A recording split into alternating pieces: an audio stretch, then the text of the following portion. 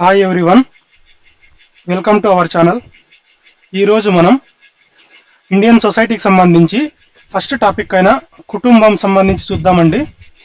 ఈ టాపిక్ అనేది చాలా స్టాండర్డ్ క్వశ్చన్స్ అనేవి కవర్ చేయడం జరిగింది. ఈ టాపిక్ మీద ఎలాంటి టైప్ ఆఫ్ క్వశ్చన్స్ అంటే application based, conceptual based, static based and current linkages ఇట్లాంటి మొత్తం కవర్ చేసామండి.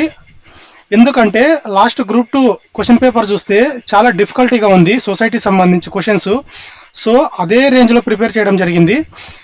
ఈ టాపిక్ అనేది మీరు కంప్లీట్గా దీనికి సంబంధించి 2 వీడియోలు వస్తాయండి మీకు, పార్ట్ 1 పార్ట్ 2 అని. ఈ 2 వీడియోలు చూసారంటే 100% బిట్ అనేది మిస్ అవ్వదండి. అందుకోసమే చాలా మంచి క్వశ్చన్స్ ప్రిపేర్ చేయడం జరిగింది. సో ప్రతి ఒక్కరూ ఈ వీడియోని చివరి దాకా చూడండి. ఆ క్వశ్చన్స్ యొక్క క్వాలిటీ అనేది ఎలా ఉందనేది మీకు తెలుస్తుంది. ఆ క్వశ్చన్స్ క్వాలిటీ మీరు తెలుసుకున్న తర్వాత ఎట్లా ఉందో దాన్ని కమెంట్లో తెలియజేయండి. మీకు నచ్చిందా నచ్చలేదా, 2024లో జరిగిన గ్రూప్ 2 ప్రిలిమ్స్ ఆ తగ్గట్టుగా పేపర్ ఉందా లేదా అనేది మీకు ఒక క్లారిటీ అనేది వస్తుందండి. మీ ఫీడ్బ్యాక్ ఏంటో కమెంట్లో తెలియజేయండి. ఇంకా స్టార్ట్ చేద్దాం. ఫస్ట్ క్వశ్చన్ అండి, సామాజిక శాస్త్ర నిఘంటువు ప్రకారం ఫ్యామిలీ ఆఫ్ ప్రోక్రియేషన్ అనగా ఏమిటి? According to social literature, what is meant by family of procreation? చాలా ఇంపార్టెంట్ అండి బిట్టు. ఒక వ్యక్తి జన్మించి తల్లిదండ్రుల సంరక్షణలో పెరిగే కుటుంబం, ఒక వ్యక్తి వివాహం చేసుకున్న తర్వాత సంతానాన్ని కనడం ద్వారా ఏర్పరచుకునే కుటుంబం, రక్త సంబంధీకులు మాత్రమే కలిసి ఉండే విస్తరిత కుటుంబం, దత్తత ద్వారా మాత్రమే చట్టబద్ధత పొందే కుటుంబ వ్యవస్థ. Option B is the correct answer అండి. ఇక్కడ ఏమడిగారు? ఫ్యామిలీ ఆఫ్ ప్రోక్రియేషన్ అంటే ఏంటి అని అన్నారండి. ఫ్యామిలీ ఆఫ్ ప్రోక్రియేషన్ అంటే ఒక వ్యక్తి వివాహం చేసుకున్న తర్వాత సంతానాన్ని కనడం ద్వారా ఏర్పరచుకునే కుటుంబాన్ని, అంటే పెళ్లి చేసుకున్న తర్వాత వాళ్ళకి అయ్యే సంతానం ద్వారా ఏర్పరచుకునే కుటుంబాన్ని ప్రోక్రియేషన్ అని అంటారండి.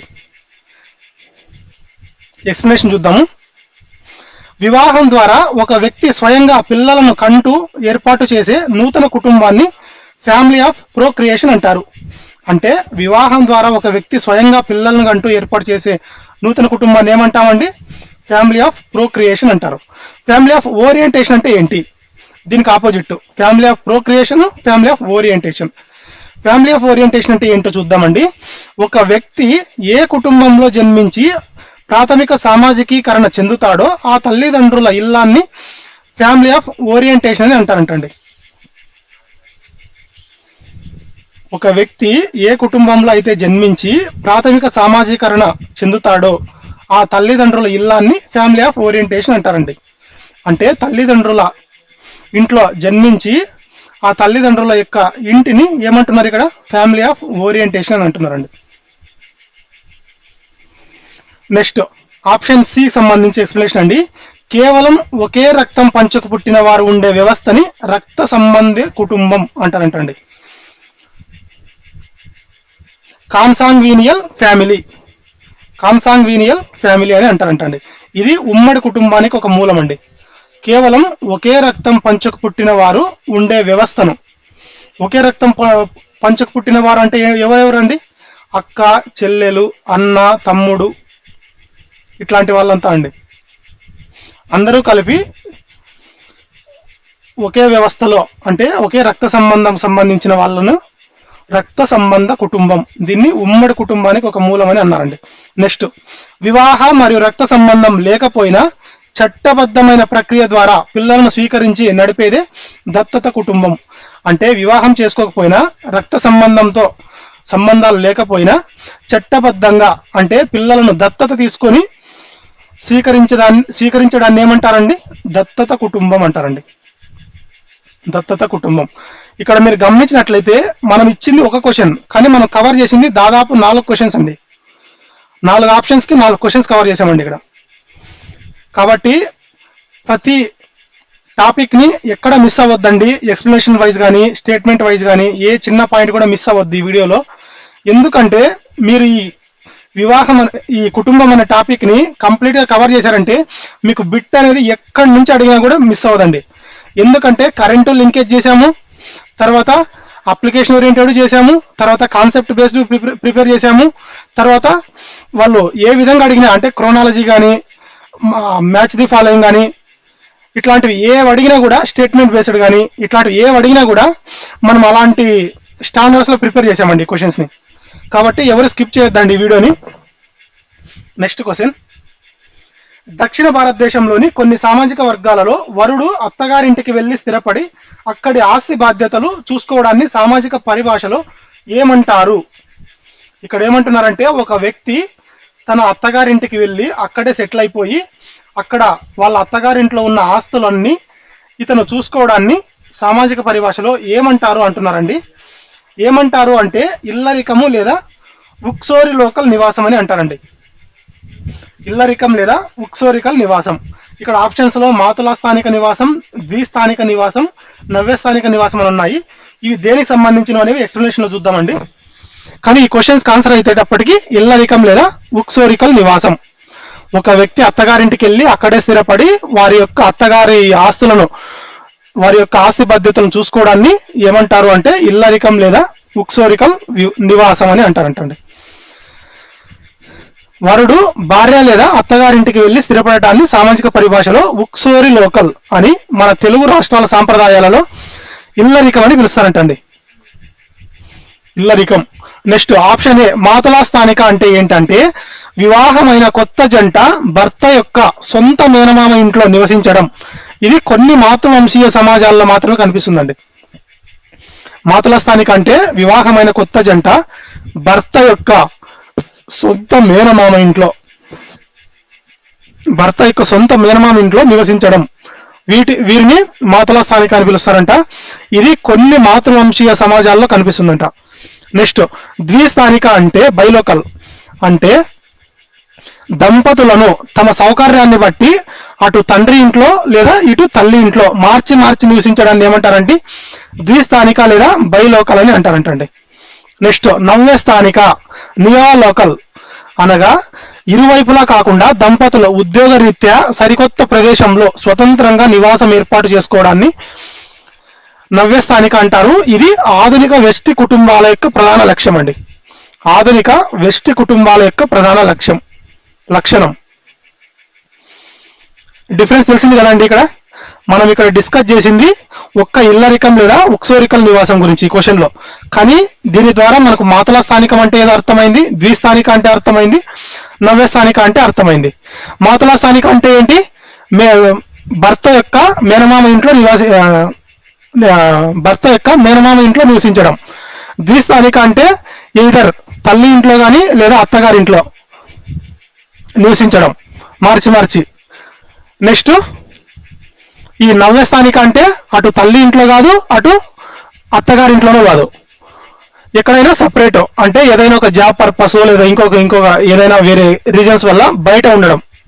ఈ అత్తగారింట్లో కాకుండా తల్లి ఇంట్లో కాకుండా. నెక్స్ట్ క్వశ్చన్, క్రింది సామాజిక శాస్త్రవేత్తలను వారి కుటుంబ వ్యవస్థపై ప్రతిపాదించిన భావనలు లేదా గ్రంథాలతో జతపరచండి. సామాజిక శాస్త్రవేత్తలు Friedrich Engels, Talcott Parsons, Irawati Karve, AM Shah.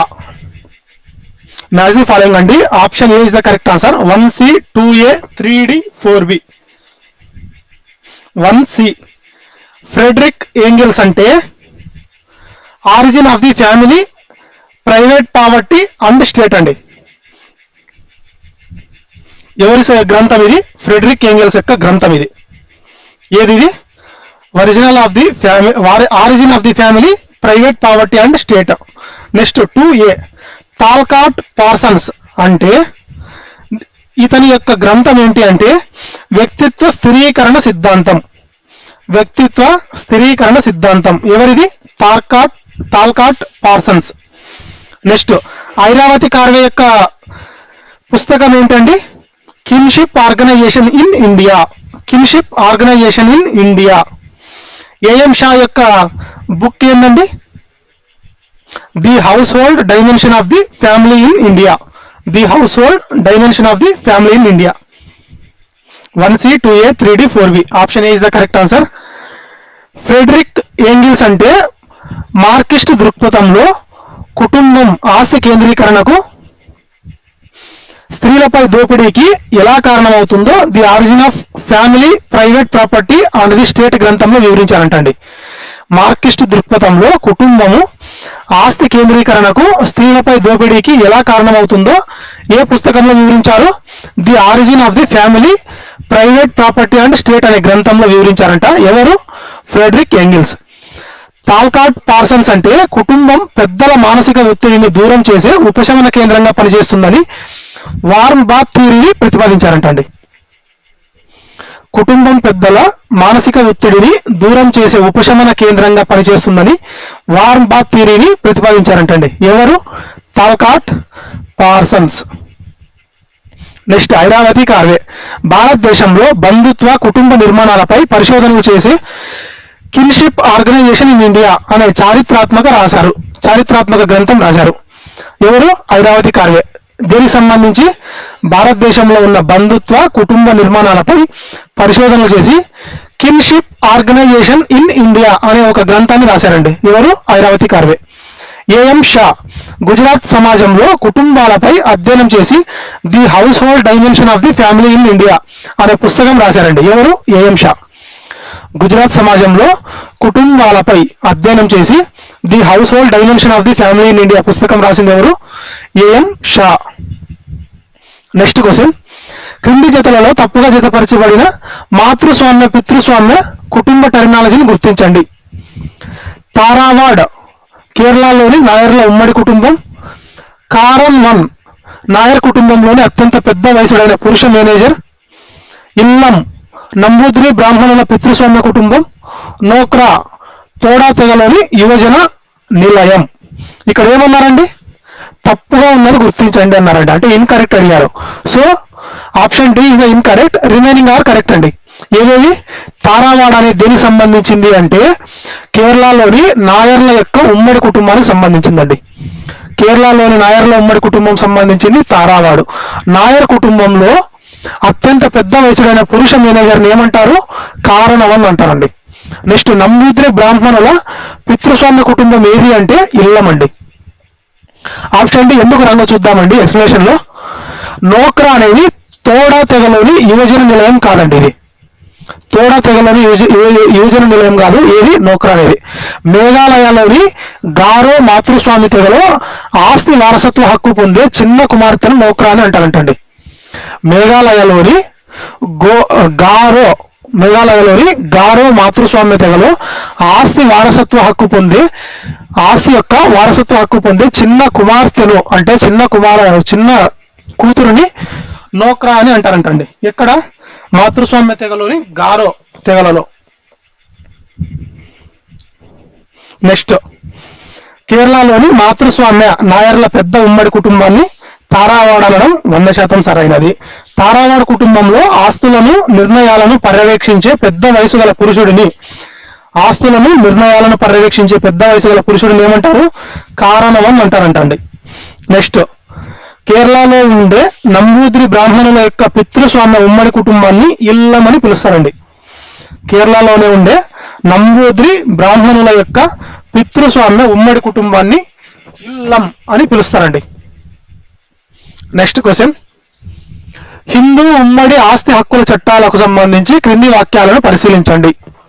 Hindu ఉమ్మడి కుటుంబ ఆస్తి హక్కుల చట్టాలకు సంబంధించి క్రింది వాక్యాలను పరిశీలించండి. మితాక్షర చట్టం ప్రకారం ఒక కుమారుడు పుట్టుకతోనే తండ్రి ఆస్తిలో సమాన హక్కు పొందుతాడు. ఇది బెంగాల్, అస్సాం మినహా భారతదేశం అంతటా వర్తిస్తుంది. నెక్స్ట్ దయాభాగ చట్టం ప్రకారం తండ్రి బ్రతికి ఉన్నంత కాలం కుమారుడికి ఆస్తిపై ఎలాంటి చట్టబద్ధమైన హక్కు ఉండదు. ఇది అస్సాం, పశ్చిమ బెంగాల్లో అమలులో ఉంది. ఇక్కడ మీరు బాగా గమనించినట్లయితే స్టేట్మెంట్స్ ఇక్కడ ఏమన్నారు? ఇది అస్సాం, పశ్చిమ బెంగాల్లో అమల్లో ఉంది అన్నారు. ఇక్కడ అస్సాం, పశ్చిమ బెంగాల్ మినహా భారతదేశం అంతటా ఉంది అన్నారండి.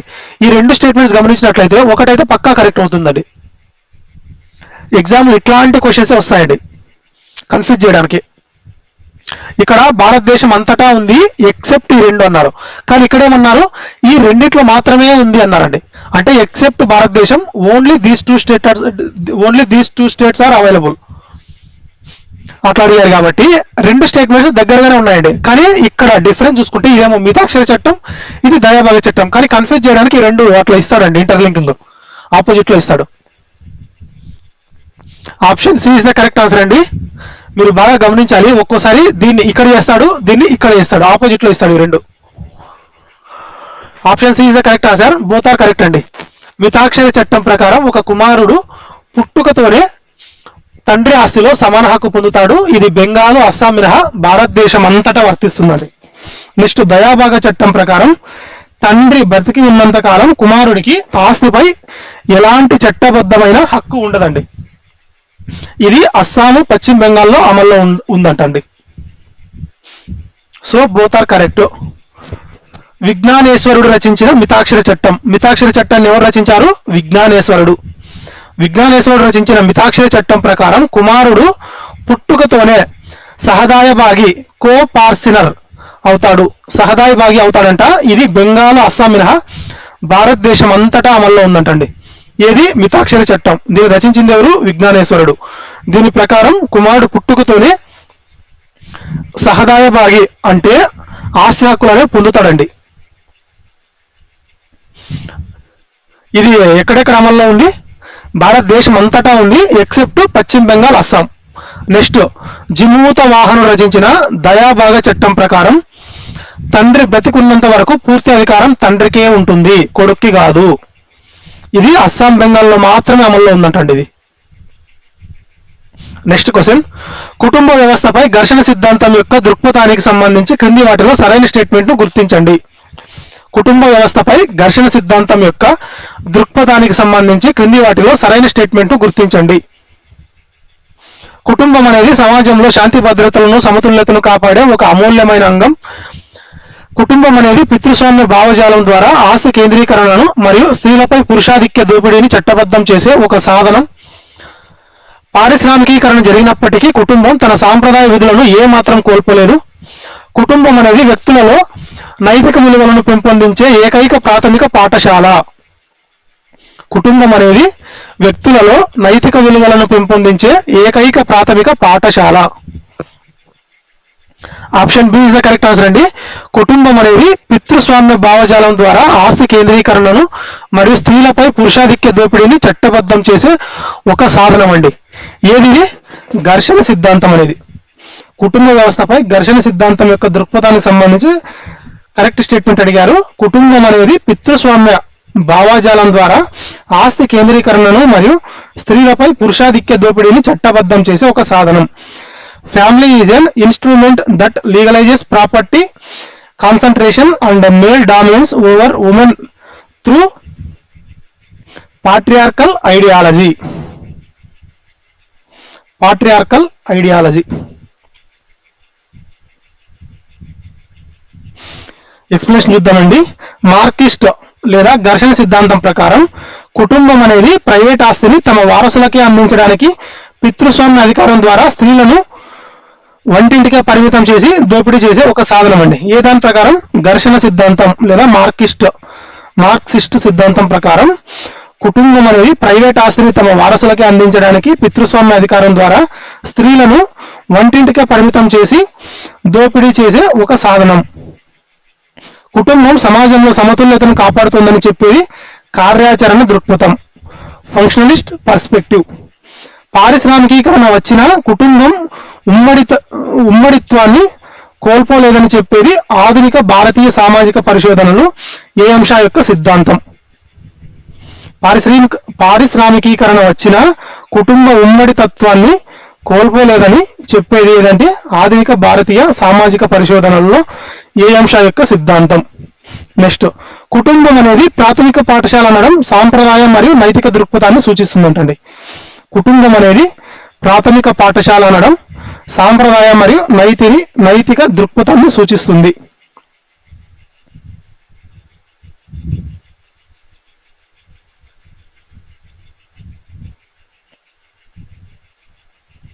నెక్స్ట్ క్వశ్చన్, సామాజిక మార్పుల నేపథ్యంలో నేటి మెట్రో నగరాల్లో ఒక జంట వివాహం చేసుకోకుండా ఒకే నివాసంలో ఉమ్మడిగా ఉంటూ ఆర్థిక లైంగిక సంబంధాన్ని కొనసాగిస్తున్నారు. సామాజిక శాస్త్ర పరిభాషలో దీనిని ఏ నమూనా కుటుంబం అంటారు? సామాజిక మార్పుల నేపథ్యంలో నేటి మెట్రో నగరాల్లో ఒక జంట వివాహం చేసుకోకుండా ఒకే నివాసంలో ఉమ్మడిగా ఉంటూ ఆర్థిక లైంగిక బంధాన్ని కొనసాగిస్తున్నారు. సామాజిక శాస్త్ర పరిభాషలో దీనిని ఏ నమూనా కుటుంబం అంటారు? ఇది అప్లికేషన్ ఓరియంటెడ్ బిట్ అండి. ఎందుకు అంటే 2024లో అడిగిన సొసైటీ పేపర్ చూసుకుంటే గ్రూప్ 2లో చాలా డిఫికల్టీగా ఉందండి. సేమ్ ఇట్లా అప్లికేషన్ ఓరియంటెడ్ లో ఉంది. అందుకోసమే ఈ క్వశ్చన్స్ ఇట్లా ప్రిపేర్ చేయడం జరిగిందండి, కొంచెం అనాలిసిస్ బేస్డ్ లో. ఇక్కడ ఏమడిగారు, మెట్రో నగరాల్లో ఇప్పుడు వివాహాలు చేసుకోకుండా జంటలు అనేవి నివసిస్తున్నారు.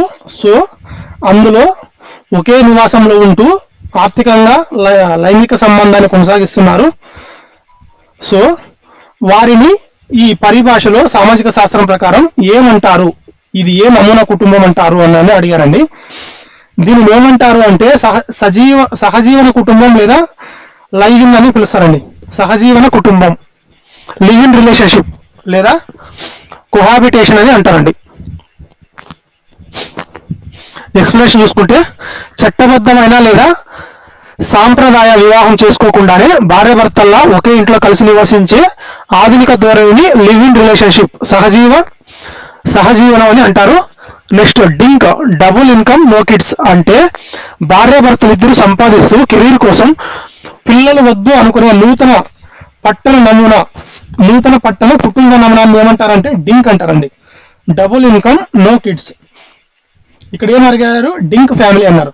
డింక్ అంటే కెరీర్ కోసం వాళ్ళిద్దరూ సంపాదిస్తూ భార్యాభర్తలు పిల్లలు వద్దు అని అనుకునే వారిని ఏమంటారు అంటే డింక్ ఫ్యామిలీ అని అంటారండి.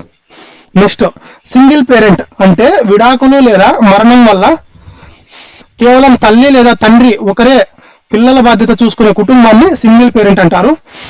నెక్స్ట్ ఎక్స్టెండెడ్ ఫ్యామిలీ అనగా వెస్టి కుటుంబంతో పాటు బాబాయ్, అత్త లేదా ఇతర రక్త సంబంధికులు కలిసి ఉండే పాత ఉమ్మడి కుటుంబ రూపం ఎక్స్టెండెడ్ ఫ్యామిలీ. నెక్స్ట్ క్వశ్చన్, ఆధునిక పట్టణీకరణ వల్ల భారతదేశంలో సాంప్రదాయ ఉమ్మడి కుటుంబాలు భౌతికంగా విడిపోయినప్పటికీ ఆత్మీయ మరియు కార్యాచరణ పరంగా నేటికి కలిసి ఉంటున్నాయి. భారతదేశంలో గ్రామీణ ప్రాంతాల నుండి నగరాలకు వలస వెళ్లిన యువత పండుగలు, వివాహాలు మరియు సంక్షోభ సమయాల్లో తమ సొంత గ్రామంలోని పెద్దల ఆర్థిక సామాజిక మద్దతును పొందుతున్నారు. ఆధునిక పట్టణీకరణ వల్ల భారతదేశంలో సాంప్రదాయ ఉమ్మడి కుటుంబాలు భౌతికంగా విడిపోయినప్పటికీ ఆత్మీయ మరియు కార్యాచరణ పరంగా నేటికి కలిసి ఉంటున్నాయి. భారతదేశంలో గ్రామీణ ప్రాంతాల నుండి నగరాలకు వలస వెళ్లిన యువత పండుగలు, వివాహాలు మరియు సంక్షోభ సమయాల్లో తమ సొంత గ్రామంలోని పెద్దల ఆర్థిక సామాజిక మద్దతును పొందుతున్నారు. Option A is the correct answer అండి. Both are correct. ఏవి ఆధునిక పట్టణీకరణ వల్ల భారతదేశంలో సాంప్రదాయ ఉమ్మడి కుటుంబాలు భౌతికంగా విడిపోయినప్పటికీ ఆత్మీయ మరియు కార్యాచరణ పరంగా నేటికి కలిసి ఉంటున్నాయి. భారతదేశంలో గ్రామీణ ప్రాంతాల నుండి నగరాలకు వలస వెళ్లిన యువత పండుగలు, వివాహాలు మరియు సంక్షోభ సమయాల్లో తమ సొంత గ్రామంలోని పెద్దల ఆర్థిక సామాజిక మద్దతును పొందుతున్నారు. బోత్ ఆర్ కరెక్ట్ అండి. నగరాలకు మారిన యువత వేరుగా కాపురం ఉంటున్నప్పటికీ పండుగలు, వివాహాలు, ఆర్థిక కష్టాలు వచ్చినప్పుడు నేటికి గ్రామంలోని పెద్ద కుటుంబంతో ముడిపడి ఉంటున్నారు. దీనిని సోషియాలజిస్ట్ ఏఎం షా ఏమన్నారు అంటే ఫంక్షనల్ జాయింట్నెస్ అన్నారండి, కార్యాచరణ ఉమ్మడి తత్వం అన్నారు. So both are correct. Next question, చట్టాలు ఏర్పాటైన సంవత్సరాల ఆధారంగా సరైన కాలక్రమాన్ని గుర్తించండి. ఏవేవండి? Protection of women from domestic violence act, Hindu succession act, maintenance and welfare of parents and senior citizen act, Hindu succession act establishing daughters coparcenary rights.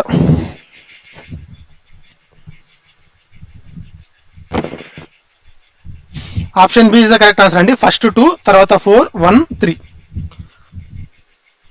First చట్టాల అమల్లోకి వచ్చిన ఖచ్చితమైన టైం లైన్ వచ్చేటప్పటికి ఫస్ట్ ఏది వచ్చింది? హిందూ ససెషన్ యాక్ట్, హిందూ వారసత్వ చట్టం అనేది వచ్చిందండి. ఇది 1956లో వచ్చింది. ఇది అత్యంత పురాతనమైనదండి. 1956లో హిందూ వారసత్వ చట్టం వచ్చింది. ఇది అత్యంత పురాతనమైనది. నెక్స్ట్ హిందూ ససెషన్ అమెండమెంట్ యాక్ట్ అండి. హిందూ ససెషన్ అమెండమెంట్ యాక్ట్ కుమార్తెలకు ఆస్తిలో సమాన హక్కు కల్పించిన ఈ చట్టం 2005 సెప్టెంబర్లో అమల్లోకి వచ్చిందండి. ఈ హిందూ సజెషన్ అమెండమెంట్ యాక్ట్ దేని గురించి చెప్తుంది? కుమార్తెలకు కూడా ఆస్తిలో సమాన హక్కులు కల్పించాలి అని ఈ చట్టం తెచ్చారండి. హిందూ సజెషన్ అమెండమెంట్ యాక్ట్ 2005 సెప్టెంబర్లో వచ్చింది అమల్లోకి. నెక్స్ట్ గృహ హింస నిరోధక చట్టం డొమెస్టిక్ వైలెన్స్ యాక్ట్. ఇది 2005లో ఆమోదించబడినప్పటికీ చట్టబద్ధంగా దేశవ్యాప్తంగా అమల్లోకి వచ్చింది మాత్రం 2006 అక్టోబర్లో వచ్చిందండి ఇది అమల్లోకి, domestic violence act. Next senior citizen act. Senior సిటిజన్ల సంరక్షణ చట్టం. వృద్ధ తల్లిదండ్రుల రక్షణ కోసం తెచ్చిన ఈ చట్టం 2007లో వచ్చిందండి. సీనియర్ సిటిజన్ల యాక్ట్ ఎప్పుడు వచ్చింది? 2007లో వచ్చింది. సో ఫస్ట్ హిందూ వారసత్వ చట్టం వచ్చింది, తర్వాత హిందూ ససెషన్ అమెండమెంట్ యాక్ట్ వచ్చింది, తర్వాత డొమెస్టిక్ వైలెన్స్ యాక్ట్ వచ్చింది, తర్వాత సీనియర్ సిటిజన్ యాక్ట్ వచ్చింది. హిందూ వారసత్వ చట్టం అయితే 1956, హిందూ ససెషన్ అమెండమెంట్ యాక్ట్ అయితే 2005, డొమెస్టిక్ వైలెన్స్ యాక్ట్ అయితే 2006, అమల్లోకి వచ్చింది అయితే 2006, ఆమోదించింది అయితే 2005. నెక్స్ట్ సీనియర్ సిటిజన్ యాక్ట్ ఎప్పుడు వచ్చింది? 2007లో వచ్చింది. నెక్స్ట్ క్వశ్చన్, ఉమ్మడి కుటుంబ ఆస్తిలో కుమార్తెలకు గల హక్కుపై సుప్రీంకోర్టు 2005 వారసత్వ సవరణ చట్టం నాటికి తండ్రి జీవించి ఉన్నా లేకపోయినా కుమార్తెలకు పుట్టుకతోనే సమాన హక్కు ఉంటుందని ఏ కేసులో చారిత్రాత్మక తీర్పునిచ్చింది? చాలా ఇంపార్టెంట్ అండి. ఈ పాయింట్ ఆల్రెడీ డిస్కస్ చేశాము లాస్ట్ క్వశ్చన్లో, కానీ అక్కడ ఏం చేశాము? క్రొనాలజీ బేస్డ్ అడిగాము, కానీ ఇక్కడేం అడిగాము? ఈ పర్టికులర్ టాపిక్ సంబంధించి ఇన్ డీటెయిల్ అడిగాము. ఇక్కడ ఏ కేసు గురించో డిస్కస్ చేయడం జరిగిందండి. ఇక్కడ ఉమ్మడి కుటుంబ ఆస్తిలో కుమార్తెకు గల హక్కుపై సుప్రీంకోర్టు 2005 వారసత్వ సవరణ చట్టం నాటికి తండ్రి జీవించి ఉన్నా లేకపోయినా కుమార్తెలకు పుట్టుకతోనే సమాన హక్కు ఉంటుందని ఏ కేసులో చారిత్రాత్మక తీర్పునిచ్చింది అంటే ఆప్షన్ బి అండి, వినీత శర్మ వర్సెస్ రాకేష్ శర్మ కేసు అండి. Vineeta Sharma versus Rakesh Sharma case. Supreme court తీర్పు ఇస్తూ ఎప్పుడు? ఆగస్టు 2020లో సుప్రీంకోర్టు తీర్పు ఇస్తూ 2025 నాటికి తండ్రి బ్రతికి ఉన్నాడా లేదా అనే దాంతో సంబంధం లేకుండా కుమారుడితో సమానంగా కుమార్తెకు కూడా ఉమ్మడి ఆస్తిపై పుట్టుకతోనే హక్కు ఉంటుందని స్పష్టం చేసిందంటండి. ఏ case? Vineeta Sharma versus Rakesh Sharma case. Next Shah Bano case దేని గురించి తెలుపుతుందంటే ఇది 1985లో ఉందండి. ఈ కేసు ముస్లిం మహిళల జీవన భృతి మెయింటెనెన్స్ అండర్ సెక్షన్ 125 కింద సంబంధించిన ప్రసిద్ధ కేసు అండి. ఇది షబానో కేసు అనేది ముస్లిం మహిళల యొక్క జీవన భృతికి సంబంధించిన ప్రసిద్ధ కేసు. ఇది ఏ సెక్షన్ కింద ఉంది అంటే maintenance under section 125 CrPC. Next Navtej Singh Johar case. ఇది 2018లో ఐపీసీ సెక్షన్ 377 రద్దుకి సంబంధించిన కేసు అండి. నవతేజ్ సింగ్ జోహార్ కేసు అనేది ఐపీసీ సెక్షన్ 377 రద్దుకు సంబంధించిన కేసు అండి. Next Joseph Shine case. ఇది ఐపీసీ సెక్షన్ 497 వ్యభిచారం లేదా అడల్టరీ అనేది నేరం కాదు అనే దానికి సంబంధించిన కేసు అండి. ఇది ఐపీసీ సెక్షన్ 497 కింద వ్యభిచారం అనేది నేరం కాదు, అడల్టరీ అనేది నేరం కాదు అని చెప్పిన కేసు అండి. ఇది ఎప్పుడు వచ్చి జరిగిందంటే జోసెఫ్ షైన్ కేసు అనేది 2019లో జరిగిందండి. ఏ సెక్షన్ కింద ఇది జరిగింది అంటే ఐపీసీ సెక్షన్ 497. ఇది దేని గురించి తెలుపుతుందంటే వ్యభిచారం లేదా అడల్టరీ అనేది నేరం కాదని తెలుపుతుందండి. నెక్స్ట్ క్వశ్చన్, ఇటీవల విడుదలైన జాతీయ కుటుంబ ఆరోగ్య సర్వే 5 నివేదికల ప్రకారం భారతదేశంలో కుటుంబ నిర్మాణానికి సంబంధించి క్రింది వాటిలో సత్యమైన అంశం ఏది? ఇటీవల విడుదలైన జాతీయ కుటుంబ ఆరోగ్య సర్వే 5 నివేదికల ప్రకారం భారతదేశంలో కుటుంబ నిర్మాణానికి సంబంధించి క్రింది వాటిలో సత్యమైన అంశం ఏది? భారతదేశంలో సగటు కుటుంబ పరిమాణం స్థిరంగా పెరుగుతోంది.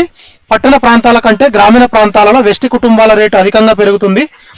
దేశంలో దాదాపు 17.6% కుటుంబాలు మహిళల నేతృత్వంలో నడుస్తున్నాయి. భారతదేశంలో ఉమ్మడి కుటుంబాల సంఖ్య గత దశాబ్దంతో పోలిస్తే రెట్టింపు అయింది. Option C is the correct answer అండి. NFHS5 అధికారిక నివేదిక ప్రకారం పురుషుల వలసలు, విడాకులు లేదా మరణాల వల్ల దేశంలో 17.6% కుటుంబాలకు మహిళలే హెడ్స్ అంటే మహిళలే యజమానులుగా వ్యవహరిస్తున్నారంట. ఇది సామాజిక మార్పుకు పెద్ద ప్రతీక. నెక్స్ట్, దేశంలో సగటు కుటుంబ పరిమాణం అనేది పెరగలేదండి, అది 4.3 గ్రామీణంలో, నెక్స్ట్ 3.8 పట్టణాలకు తగ్గిందంట. ఇది గ్రామాల్లో పట్టణాల్లో 4.3, 3.8 గా తగ్గింది అండి. కానీ అక్కడేమన్నారు, స్టేట్మెంట్ లో పెరిగింది అన్నారు. సో రాంగ్ అండి. నెక్స్ట్, గ్రామీణ ప్రాంతాల కంటే పట్టణ ప్రాంతాల్లోనే ఉపాధి రీత్యా వెస్టి కుటుంబాల రేటు వేగంగా పెరిగింది. గ్రామీణ ప్రాంతాల కంటే పట్టణ ప్రాంతాల్లోనే ఉపాధి రీత్యా వెస్టి కుటుంబాలు అంటే న్యూక్లియర్ ఫ్యామిలీలు వేగంగా పెరిగాయి. కానీ అక్కడేమన్నారు, ఆపోజిట్ లో ఇచ్చారు. ఇక్కడ వెస్టి కుటుంబాల రేటు వేగంగా పెరిగింది, కానీ అక్కడేమన్నారు, గ్రామీణ ప్రాంతాల కంటే పట్టణ ప్రాంతాలు అనుకోకుండా ప్రాంతాల్లో పట్టణ ప్రాంతాల కంటే గ్రామీణ ప్రాంతాల్లోనే ఆపోజిట్ ఇచ్చారండి. నెక్స్ట్, ఆధునిక పోకడల వల్ల ఉమ్మడి కుటుంబాల సంఖ్య గత దశాబ్దంతో పోలిస్తే గణనీయంగా తగ్గింది, కానీ రెట్టింపు అవ్వలేదు. ఆధునిక పోకడల వల్ల ఉమ్మడి కుటుంబాల సంఖ్య గత దశాబ్దంతో పోలిస్తే గణనీయంగా తగ్గిందండి, రెట్టింపు కాలేదు. Next, so option C is the correct answer అండి. నెక్స్ట్ క్వశ్చన్, గర్భావతి అయిన భార్య పడే ప్రసవ వేదనను, ఆమె పాటించే పత్యాలను, నిబంధనలను భర్త కూడా అనుకరిస్తూ ఆచరించే సాంప్రదాయక బంధుత్వ ఆచారాన్ని సామాజిక శాస్త్రంలో ఏమంటారు? గర్భావతి అయిన భార్య పడే ప్రసవ వేదనను, ఆమె పాటించే పత్యాలను, నిబంధనలను భర్త కూడా అనుకరిస్తూ ఆచరించే సాంప్రదాయక బంధుత్వ ఆచారాన్ని సామాజిక శాస్త్రంలో ఏమంటారు అంటే కువాతే అంటారండి. పురుష సూతి ఆచారం అని అంటారంట. రిమైనింగ్ అన్ని దేనికి సంబంధించిన చూద్దామండి. ఈ మాతలాధికారము, పితృష్యసేయ అధికారము, అన్యాపదేశ నామకరణము, ఇవన్నీ దేనికి సంబంధించిన చూద్దాము. So option B is the correct answer, couvade. English లో కువాడే లేదా పురుష సూతి ఆచారం. ఈ పురుష సూతి ఆచారం ప్రకారం భార్య ప్రసవించేటప్పుడు భర్త కూడా ప్రసవ వేదనను నటిస్తూ పక్కన పడుకుంటాడు. ఉదాహరణకు భారతదేశంలోని కాశీ, తోడా, గిరిజన తెగలు. భారతదేశంలో కాశీ, తోడా, గిరిజన తెగల్లో ఈ ఆచారం అనేది ఉందంటండి. నెక్స్ట్, అన్యాపదేశ నామకరణం, టెక్నోనిమీ అనగా భార్యాభర్తలు ఒకరినొకరు నేరుగా పేరు పెట్టి పిలవకుండా పలానా వాళ్ళ నాన్న, పలానా వాళ్ళ అమ్మ అని పిల్లల పేరుతో పిలుచుకోవడం, దీనిని ఈవి టైలర్ ప్రతిపాదించారంటండి. పలానా వాళ్ళ అమ్మ లేదా పలానా వాళ్ళ నాన్న అని పిల్లల పేరుతో పిలుచుకోవడం, దీనిని ఈవి టైలర్ ప్రతిపాదించారంటండి. ఇది దేనికి సంబంధించింది? అన్యాపదేశ నామకరణం, టెక్నోనిమీ. నెక్స్ట్, పితృశ్వసేయ అధికారం, అమిటేట్ లో పితృశ్వసేయ అధికారం, దీనిని అమిటేట్ అని పిలుస్తారు. ఈ పితృశ్వసేయ అధికారంలో కుటుంబంలో మేనత్తకు సర్వాధికారాలు, నిర్ణయాధికారాలు ఉంటాయంటండి. అంటే తండ్రి సోదరికి కుటుంబంలో మేనత్తకు సర్వాధికారాలు, నిర్ణయాధికారాలు ఉంటాయి. ఉదాహరణకు తోడా తెగ. నెక్స్ట్, మాతులాధికారం, అవున్క్యులేట్ మాతులాధికారం అనగా కుటుంబ నిర్ణయాలలో మేనల్లుడి వివాహాధికార్యాలయాలలో మేనమామ అంటే తల్లి సోదరుడుకు అత్యున్నత ప్రాధాన్యత ఉండడం. మాతులాధికారం అంటే మేనల్లుడు వివాహాధికార్యాలలో మేనమామకు అత్యున్నత ప్రాధాన్యత ఉంటుందంటండి కుటుంబ నిర్ణయాల్లో. మేనమామ అంటే ఎవరు? తల్లి సోదరుడు. మేనత్త అంటే తండ్రి యొక్క సోదరి. నెక్స్ట్ క్వశ్చన్, మానవ సమాజంలో కుటుంబం యొక్క అసలు అంతర్గత నిర్మాణ స్వభావాన్ని సైద్ధాంతికంగా నిర్వచించడానికి సామాజిక శాస్త్రవేత్త రాబర్ట్ బీర్ స్టీడ్ ఏ పదాన్ని ఉపయోగించారు? మానవ సమాజంలో కుటుంబం యొక్క అసలు అంతర్గత నిర్మాణ స్వభావాన్ని సైద్ధాంతికంగా నిర్వచించడానికి సామాజికంగా శాస్త్రవేత్త రాబర్ట్ బీర్ స్టీడ్ ఏ పదాన్ని ఉపయోగించారు అంటే ఒక సంఘం మరియు ఒక సంస్థ రెండు అని ఉపయోగించారండి. ఎవరు? ఈ రాబర్ట్ బీర్ స్టీడ్ అనే శాస్త్రవేత్త. దేనికి సంబంధించి? అంతర్గత నిర్మాణ స్వభావాన్ని సైద్ధాంతికంగా నిర్వచించడానికి. రిమైనింగ్ అన్ని చూద్దామండి ఎక్స్ప్లెనేషన్ లో ఆప్షన్స్. ఇక్కడ ఏమన్నారు అంటే ఈయన రాబర్ట్ బీర్ స్టీడ్ ప్రకారం కుటుంబం అనేది ఒక నిర్దిష్ట వ్యక్తుల సమూహంగా సంఘమవుతుంది. అలాగే అదే సమయంలో వివాహము, వారసత్వం వంటి నియమ నిబంధనల చట్టంగా చూసినప్పుడు ఇది ఒక సంస్థ అవుతుందంటండి. ఒక నిర్దిష్ట వ్యక్తుల సమూహంగా చూస్తే సంఘం అవుతుంది. అలాగే వివాహము, వారసత్వం వంటి నియమ నిబంధనల చట్టంగా చూసినప్పుడు ఇది ఒక సంస్థ అవుతుందంటండి. కాబట్టి ఈ కుటుంబము ఈ రెండింటి యొక్క కలయిక అని ఎవరన్నారు? ఈ రాబర్ట్ బీర్ స్ట్రీడ్ చెప్పారండి. నెక్స్ట్, కేవలం కొందరు వ్యక్తులు కలిసి నివసించే రూపాన్ని మాత్రమే సంఘం అంటారు, కానీ ఇది పూర్తి స్వభావాన్ని వివరించదు. ఇది దేనికి సంబంధించిందండి? ఆప్షన్ ఏ, ఒక సంఘానికి సంబంధించింది. ఇది సంఘం అనేది కేవలం కొందరు వ్యక్తులు కలిసి నివసించే రూపాన్ని మాత్రమే సంఘం అంటారు, ఇది పూర్తి స్వభావం వివరించదు. నెక్స్ట్, కేవలం నియమాలను మాత్రమే సంస్థ అంటారు అండి, వ్యక్తులు లేని సంస్థ అనేది ఉండదు. నెక్స్ట్, కుటుంబం అనేది ప్రాథమిక సమూహం, ద్వితీయ సమూహం కాదు. కరెక్టే కదండి, కుటుంబం అనేది ప్రైమరీ గ్రూప్ అండి. ఈ ద్వితీయ సమూహాలంటే రాజకీయ పార్టీలు, బ్యాంకులు ఇట్లాంటివన్నీ అండి, ఏవైనా ఇతర సంస్థలు, ఇవన్నీ. ప్రైమరీ గ్రూప్ వచ్చేటప్పటికి కుటుంబం అండి. నెక్స్ట్ క్వశ్చన్, క్రింది సామాజిక శాస్త్రవేత్తలను వారి కుటుంబ నిర్మాణాలపై క్షేత్రస్థాయి పరిశోధనలు జరిపిన ప్రాంతాలు లేదా తెగలతో జతపరచండి. సామాజిక శాస్త్రవేత్త William Wiser, MN Srinivas, AM Shah, WHR Rivers. Answer చూద్దామండి. Option A is the correct answer. 1B, 2A, 3D, 4C. 1B William Wiser, ఉత్తరప్రదేశ్లోని కరీంపూర్ గ్రామం అండి. ఇది ఈ తెగ అనేది ఎక్కడుంది అంటే, విలియం వైజర్ అనే అతను శాస్త్రవేత్త, కానీ ఇక్కడ ఈ శాస్త్రవేత్త గుర్తించిన ప్రాంతాలు లేదా తెగలండి ఇవి. ఉత్తరప్రదేశ్లోని కరీంపూర్ గ్రామం. ఉత్తరప్రదేశ్లోని కరీంపూర్ గ్రామాన్ని అధ్యయనం చేసి కుటుంబాల మధ్య ఉండే జజ్మనీ వ్యవస్థను వెలుగులోకి తెచ్చింది ఎవరండి? William Wiser. ఈ విలియం వైజరు ఉత్తరప్రదేశ్లోని కరీంపూర్ గ్రామాన్ని అధ్యయనం చేసి కుటుంబాల మధ్య ఉండే జాజ్మనీ వ్యవస్థను వెలుగులోకి తెచ్చారు. నెక్స్ట్, ఎంఎన్ శ్రీనివాస్, ఇతను కర్ణాటకలోని కూర్గ్స్ మరియు రాంపురా గ్రామాలలో కుటుంబం మరియు మత నిర్మాణాలపై పరిశోధనలు చేసి సంస్కృతీకరణ, సాన్స్క్రిటైజేషన్ భావనను తెచ్చారు. ఏఎం షా గుజరాత్ గ్రామీణ గృహాలపై అధ్యయనం చేసి ది హౌస్ హోల్డ్ డైమెన్షన్ సిద్ధాంతాన్ని తెచ్చారంటండి. ఎవరు? AM Shah. The house hold dimension సిద్ధాంతాన్ని ఇది ఆల్రెడీ డిస్కస్ చేసామండి, ఇదే వీడియోలో స్టార్టింగ్ లో డిస్కస్ చేసాం. ఏఎం షా అనే అతను గుజరాత్ గ్రామీణ గృహాలపై అధ్యయనం చేసి ది హౌస్ హోల్డ్ డైమెన్షన్ సిద్ధాంతాన్ని ఇచ్చారు. నెక్స్ట్, డబ్ల్యూహెచ్ఆర్ రివర్స్, ఇతను నీలగిరి కొండల్లోని తోడా తెగలో ఉండే బహుభర్తృత్వ కుటుంబ వ్యవస్థలపై ప్రాథమిక పరిశోధన చేశారంటండి. డబ్ల్యూహెచ్ఆర్ రివర్స్ అనే అతను నీలగిరి కొండల్లోని తోడా తెగలో ఉండే బహుభర్తృత్వ కుటుంబ వ్యవస్థలపై ప్రాథమిక పరిశోధన చేశారండి. నెక్స్ట్ క్వశ్చన్, జార్జ్ పీటర్ ముర్దోక్ కుటుంబం మరియు బంధుత్వ వర్గీకరణకు సంబంధించి క్రింది వాక్యాలను పరిశీలించండి. జీవన సంబంధ మరియు వివాహ సంబంధాల ఆధారంగా నేరుగా అనుసంధానమైన 8 రకాల ప్రాథమిక బంధువుల జాబితాను ముర్దోక్ ప్రతిపాదించారు. ఒక వ్యక్తి తన జీవిత కాలంలో ఒకే సమయంలో ఫ్యామిలీ ఆఫ్ ఓరియంటేషన్ మరియు ఫ్యామిలీ ఆఫ్ ప్రోక్రియేషన్ రెండింటిలోనూ సభ్యుడిగా ఉండవచ్చని ఆయన పేర్కొన్నారు. ఈ family of orientation, family of procreation గురించి ఆల్రెడీ డిస్కస్ చేశామండి. ఇక్కడ ఏమడిగారు? జార్జ్ పీటర్ ముర్దోక్ కుటుంబం మరియు బంధుత్వ వర్గీకరణ సంబంధించి సరైన స్టేట్మెంట్స్ అడిగారండి.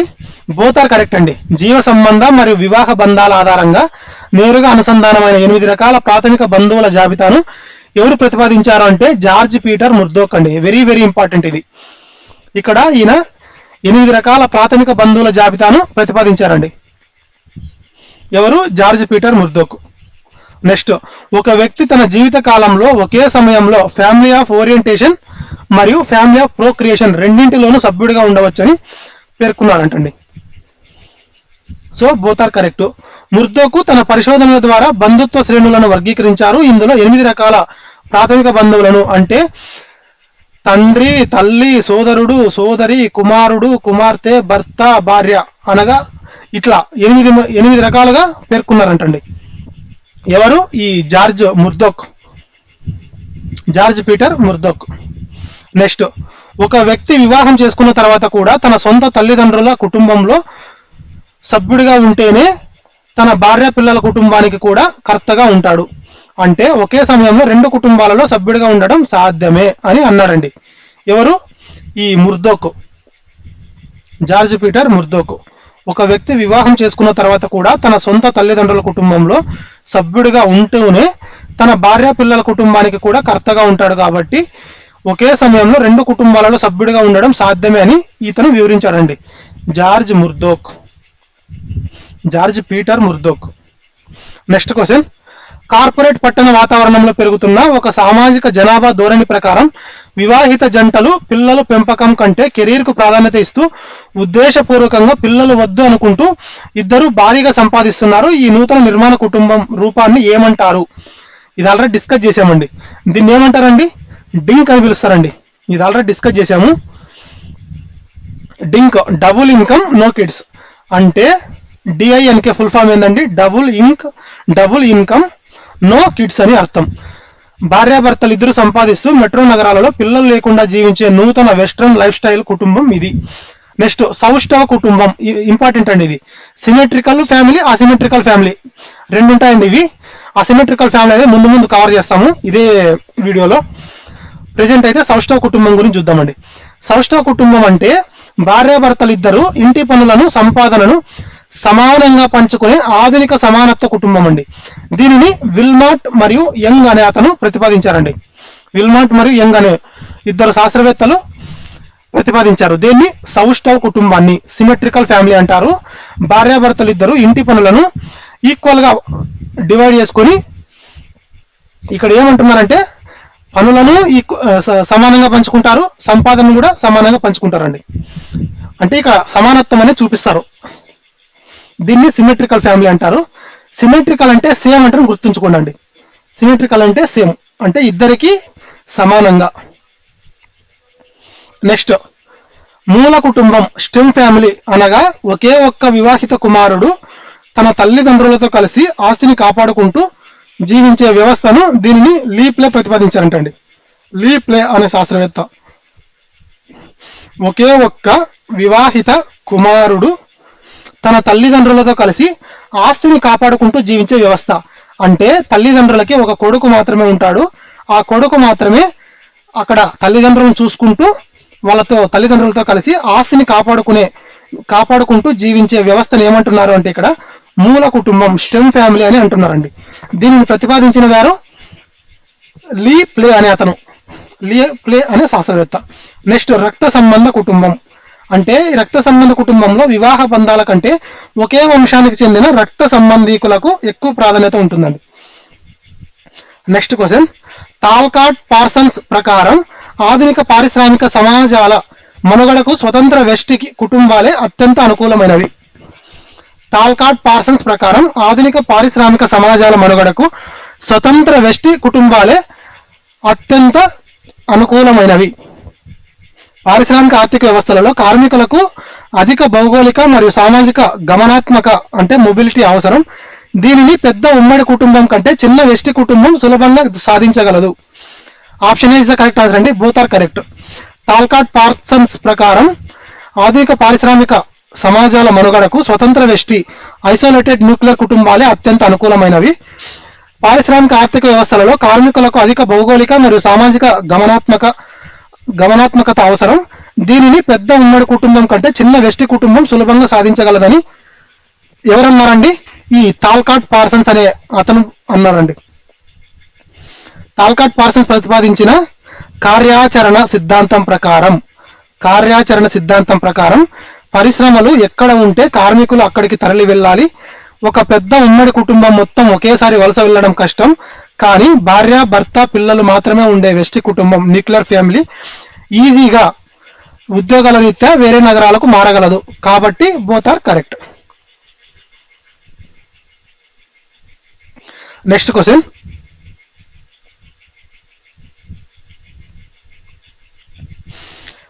ఇక్కడ క్రోనాలజీకి సంబంధించిందండి. హిందూ వితంతు పునర్వివాహ చట్టం, సతీ సహగమన నిషేధ చట్టం, శారదా చట్టం, ప్రత్యేక వివాహ చట్టం.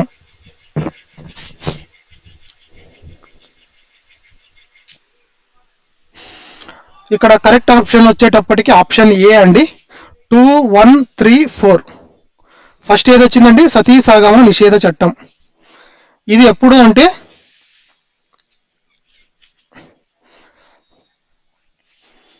బ్రిటిష్ కాలం నుండి భారతీయుల సంస్కరణల కోసం తెచ్చిన చట్టాల ఖచ్చితమైన టైం లైన్ చూసుకుంటే ఫస్ట్ వచ్చేటప్పటికి సతీ సహగమన చట్టం అండి.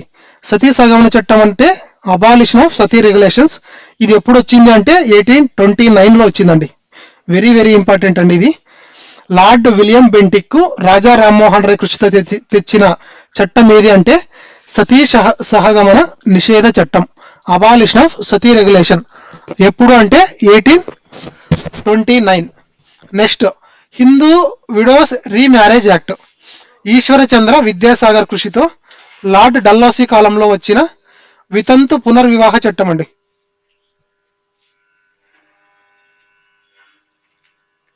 Of ಮಾಡಂಕ aunty.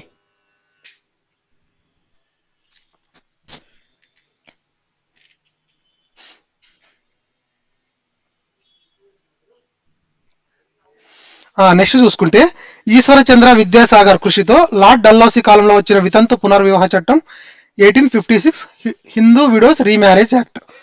Next child marriage restraint act, Sharada act, బాల్య వివాహాలను అరికట్టడానికి తెచ్చిన శారదా చట్టం.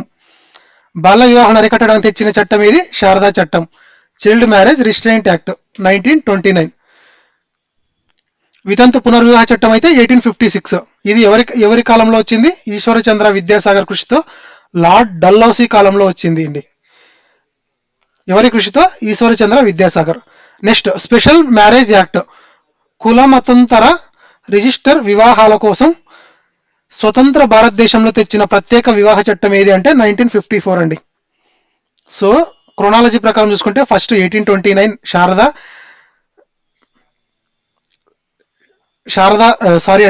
సతీ సహగమన నిషేధ చట్టం, తర్వాత వితంతు పునర్వివాహ చట్టం, తర్వాత శారదా యాక్ట్, తర్వాత special marriage act. Next question, Frederick Engels తన ప్రసిద్ధ గ్రంథం the origin of the family, private property and state లో సాంప్రదాయ పితృస్వామ్య కుటుంబం ఆవిర్భవించడానికి గల ప్రాథమిక స్థూల ఆర్థిక అవసరం ఏదని వాదించారు? ఫ్రెడరిక్ ఏంగెల్స్ తన ప్రసిద్ధ గ్రంథం the origin of the family, private property and state లో సాంప్రదాయ పితృస్వామ్య కుటుంబం ఆవిర్భవించడానికి గల ప్రాథమిక స్థూల ఆర్థిక అవసరం ఏదని వాదించారు అంటే ప్రైవేట్ ఆస్తిని తమ సొంత చట్టబద్ధమైన వారసులకే బదిలీ చేయడం, నిశ్చయం చేసుకోవడం. This is the correct answer అండి. ఫ్రెడరిక్ ఏంగెల్స్ మార్కిస్ట్ దృక్పథంలో రాశారు. పాతకాలంలో ఆస్తి ఎవరిదో తెలిసేది కాదు, మాతృస్వామ్య సమాజం. కానీ సమాజంలో ప్రైవేట్ ఆస్తి పెరిగాక పురుషుడు తాను సంపాదించిన ఆస్తి తన సొంత పిల్లలకే చెందాలని కోరుకున్నాడు. అందుకోసం స్త్రీ లైంగికతపై నియంత్రణ సాధిస్తూ పితృస్వామ్య కుటుంబ వ్యవస్థను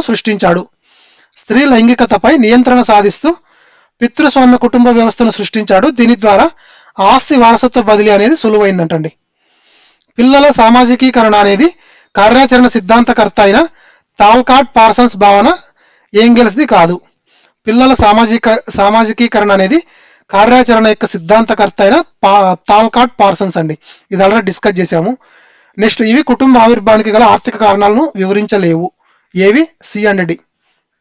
బంధుత్వ నెట్వర్క్లలో మతపరమైన బహుళత్వాన్ని ప్రోత్సహించడం, పెద్ద గృహాల ద్వారా పట్టణ జనాభా సాంద్రతను తగ్గించడం. The origin of the family, private property and states లో సాంప్రదాయ పితృస్వామ్య కుటుంబం ఆవిర్భవించడానికి గల ప్రాథమిక స్థూల ఆర్థిక అవసరం ఏది అంటే ప్రైవేట్ ఆస్తిని తమ సొంత చట్టబద్ధమైన వారసులకే బదిలీ చేయడం నిశ్చయమని అని అన్నారండి. ఇదొక ఆర్థిక అవసరం. నెక్స్ట్ క్వశ్చన్, భారతదేశంలో కుటుంబ నిర్మాణాలపై విస్తృత పరిశోధనలు చేసిన పౌలిన్ కొలిండా బంధుత్వ సభ్యుల కలయిక ఆధారంగా భారతీయ కుటుంబాలను ఎన్ని నిర్దిష్ట నిర్మాణ రకాలుగా వర్గీకరించారు? 11 రకాలండి. అవి ఎలా అనేది చూద్దామండి. భారతదేశంలో కుటుంబ నిర్మాణాలపై విస్తృత పరిశోధన చేసిన పౌలిన్ కొలిండా బంధుత్వ సభ్యుల కలయిక ఆధారంగా ఇతను ఎవరు? ఈ పౌలిన్ కొలిండా అనే శాస్త్రవేత్త ఎన్ని నిర్దిష్ట నిర్మాణ రకాలుగా వర్గీకరించారు అంటే ఈ బంధుత్వ సభ్యుల కలయికను 11 రకాలండి.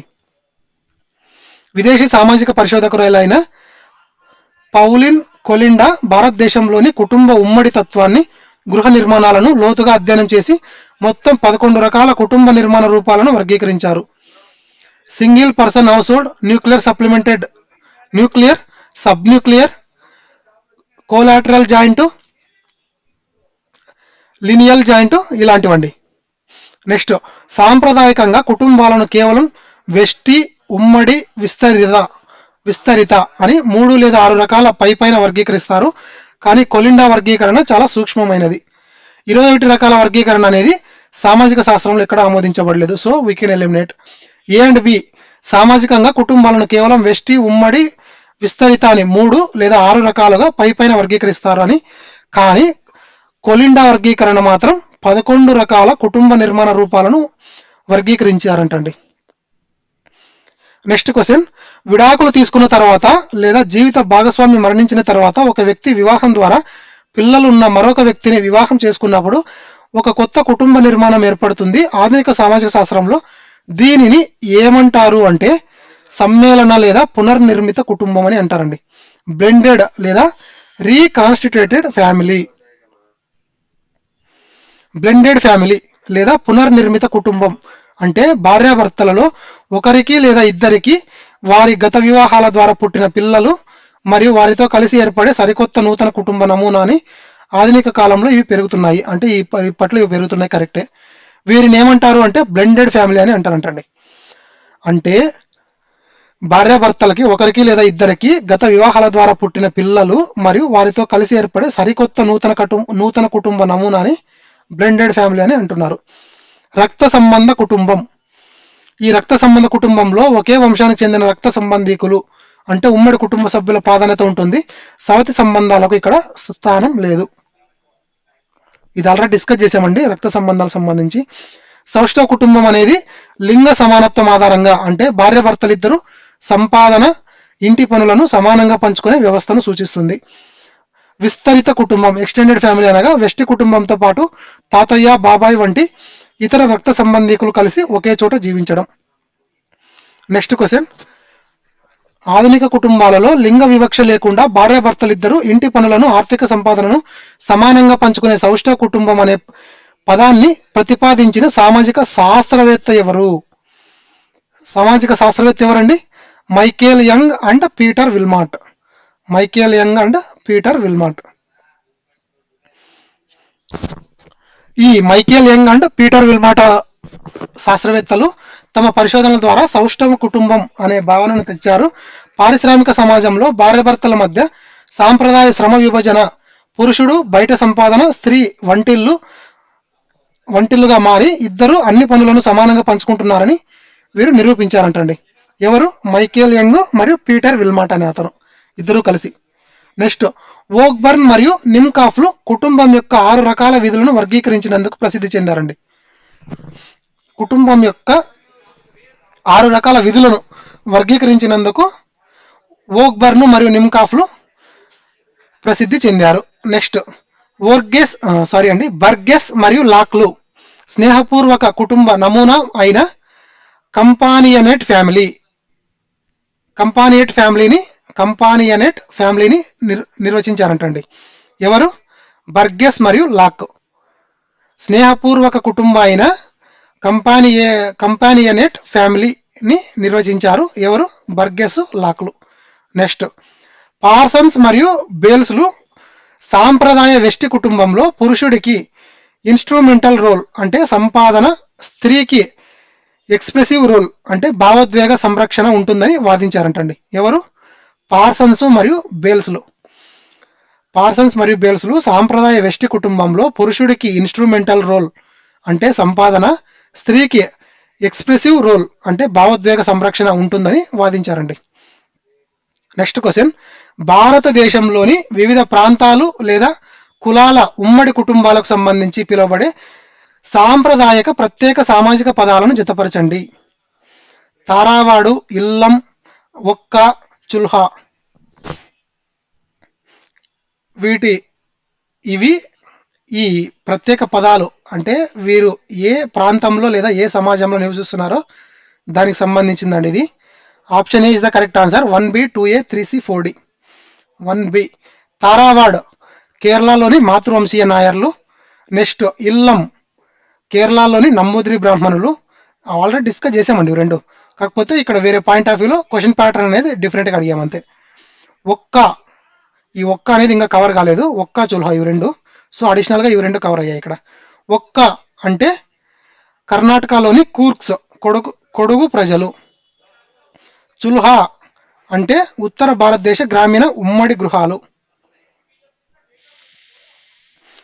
కేరళలోని మాతృస్వామ్య నాయర్ కులానికి చెందిన పెద్ద ఉమ్మడి కుటుంబం ఆస్తి నెట్వర్క్ ఏది అంటే తారావాడ్ అండి.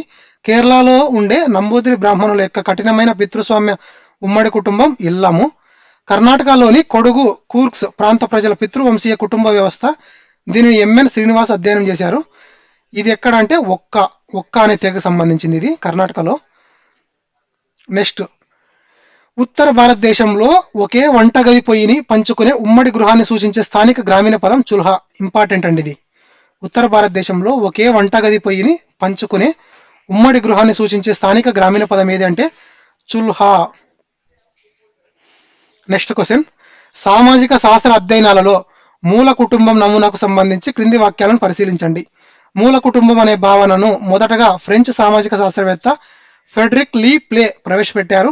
ఈ నమూనా ప్రకారం కేవలం ఒకే ఒక వివాహిత చైల్డ్, సాధారణంగా పెద్ద కుమారుడు, కుటుంబ ఆస్తి వారసత్వాన్ని కాపాడటానికి తల్లిదండ్రులతో కలిసి ఉంటాడు. మిగిలిన తోబుట్టువులు వివాహం అయ్యాక బయటకు వెళ్ళిపోతారు.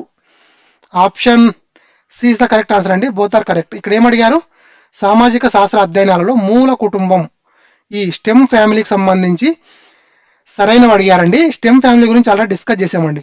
మూల కుటుంబం అనే భావనను మొదటిగా ఫ్రెంచ్ సామాజిక శాస్త్రవేత్త ఫ్రెడరిక్ లీ ప్లే ప్రవేశపెట్టారు. కరెక్టే.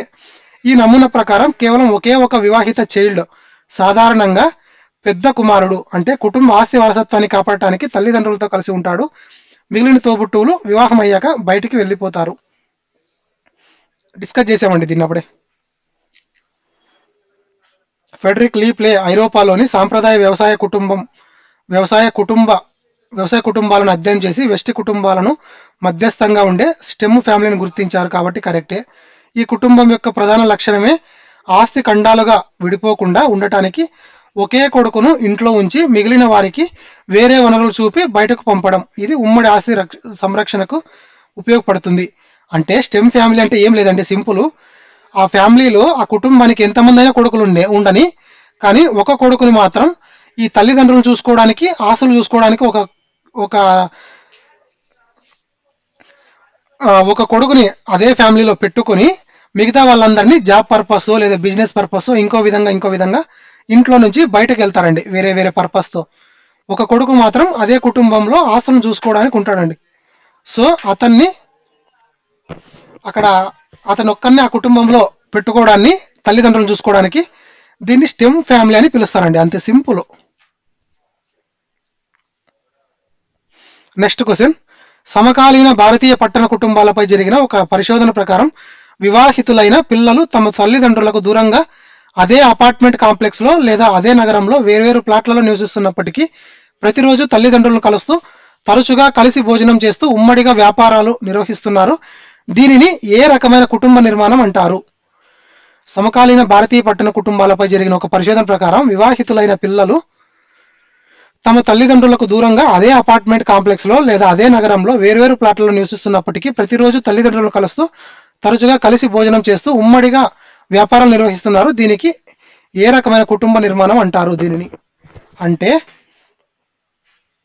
సామీప్య విస్తరిత కుటుంబం లేదా కార్యాచరణ ఉమ్మడి కుటుంబం అని పిలుస్తారండి. సామాజిక పరిభాషలో ఫంక్షనల్ జాయింట్ ఫ్యామిలీ లేదా సామీప్య విస్తరిత కుటుంబం అంటారు దీన్ని. ఆధునిక నగరాల్లో స్థల భావన వల్ల ఇల్లు వేరైన బాధ్యతలు మరియు వ్యాపారాల పరంగా వారంతా ఉమ్మడి కుటుంబంలాగే వ్యవహరిస్తారు. నెక్స్ట్, ఐసోలేటెడ్ న్యూక్లియర్ ఫ్యామిలీలో పాశ్చాత్య దేశాల లాగా తల్లిదండ్రులతో పిల్లలకు ఎలాంటి నిత్య ఆర్థిక కార్యాచరణ సంబంధాలు ఉండవు. పాశ్చాత్య దేశాలలాగా తల్లిదండ్రులతో పిల్లలకు ఎలాంటి నిత్య ఆర్థిక లేదా కార్యాచరణ సంబంధాలనే ఉండవంటండి. దేని ప్రకారం? ఐసోలేటెడ్ న్యూక్లియర్ ఫ్యామిలీ ప్రకారం. నెక్స్ట్, మాతృస్థానికలో భర్త అత్తగారింట్లో నివసించాలి. భర్త అత్తగారింట్లో నివసించాలి. ఇక్కడ అపార్ట్మెంట్ సంస్కృతితో దానికి సంబంధం లేదు. కరెక్టే. స్టెమ్ ఫ్యామిలీ అంటే మిగిలిన కొడుకులు నగరంలో ఉండడానికి వీలు లేదు, వారు పూర్తిగా వేరే ప్రాంతాలకు వెళ్ళిపోవాలి. అంటే అదే ఇంట్లో ఉండడానికి లేదండి, అది దీని అర్థం. భారతదేశంలో హిందూ ఉమ్మడి కుటుంబ పెద్ద అయిన కర్తకు కుటుంబ ఆస్తి మరియు వ్యవహారాలపై సర్వాధికారాలు, ఆర్థిక అధికారాలు ఉంటాయి. ఉమ్మడి కుటుంబంలో ఉన్న విధవలు, అవివాహిత కుమార్తెలు మరియు ఆశ్రితులందరికీ ఆహారం, విద్య మరియు వివాహ ఖర్చులను భరించాల్సిన చట్టబద్ధమైన మరియు సామాజిక బాధ్యత కర్తపైనే ఉంటుంది. సామాజిక బాధ్యత కర్తపైనే ఉంటుంది. Option A is the correct answer అండి. Both are correct. భారతదేశంలో హిందూ ఉమ్మడి కుటుంబ పెద్ద అయిన ఈ కర్తకు కుటుంబ ఆస్తి మరియు వ్యవహారాలపై సర్వాధికారాలు, ఆర్థిక అధికారాలు ఉంటాయి. కరెక్టే. ఉమ్మడి కుటుంబంలో ఉన్న విధవలు, అవివాహిత కుమార్తెలు మరియు ఆశ్రితులందరికీ ఆహారము, విద్య మరియు వివాహ ఖర్చులను భరించాల్సిన చట్టబద్ధమైన మరియు సామాజిక బాధ్యత కర్తపైనే ఉంటుంది. కరెక్టే కదండి. So both are correct. ప్రాచీన హిందూ చట్టాలు మరియు సాంప్రదాయాల ప్రకారం ఉమ్మడి కుటుంబ పెద్ద అయిన కర్తకు అపరిమితమైన అధికారాలు ఎందుకు ఇచ్చారంటే ఆ కుటుంబంలో ఉన్న ప్రతి ఒక్కరి సంరక్షణ బాధ్యత ఆయనదే కాబట్టి. అధికారాలు లేకపోతే బాధ్యతలు నిర్వహించలేడు కాబట్టి both are correct. Next question, ఇది కూడా క్రోనాలజీకి సంబంధించిందండి. Arrange the following landmark judgements of the Supreme Court of India that redefined the rights within Indian family and relational structures in correct chronological order from earliest to latest. Navtej Singh Johar versus Union of India. Next Shayara Bano versus Union of India. Vineeta Sharma versus Rakesh Sharma. Joseph Shine versus Union of India. ఇవి cases already discuss చేసామండి, కానీ కొన్ని discuss చేసాం ఇక్కడ డీటెయిల్గా discuss చేద్దాము. షయారా Bano case ఇది triple talaq రద్దు గురించి తెలియజేస్తుందండి. Option A is the correct answer. 2143. Shayara Bano case అనేది ట్రిపుల్ తలాక్ రద్దు గురించి తెలుపుతుంది. ఈ తీర్పు వచ్చిన సంవత్సరం August 2017. Next Navtej Singh Johar versus Union of India case.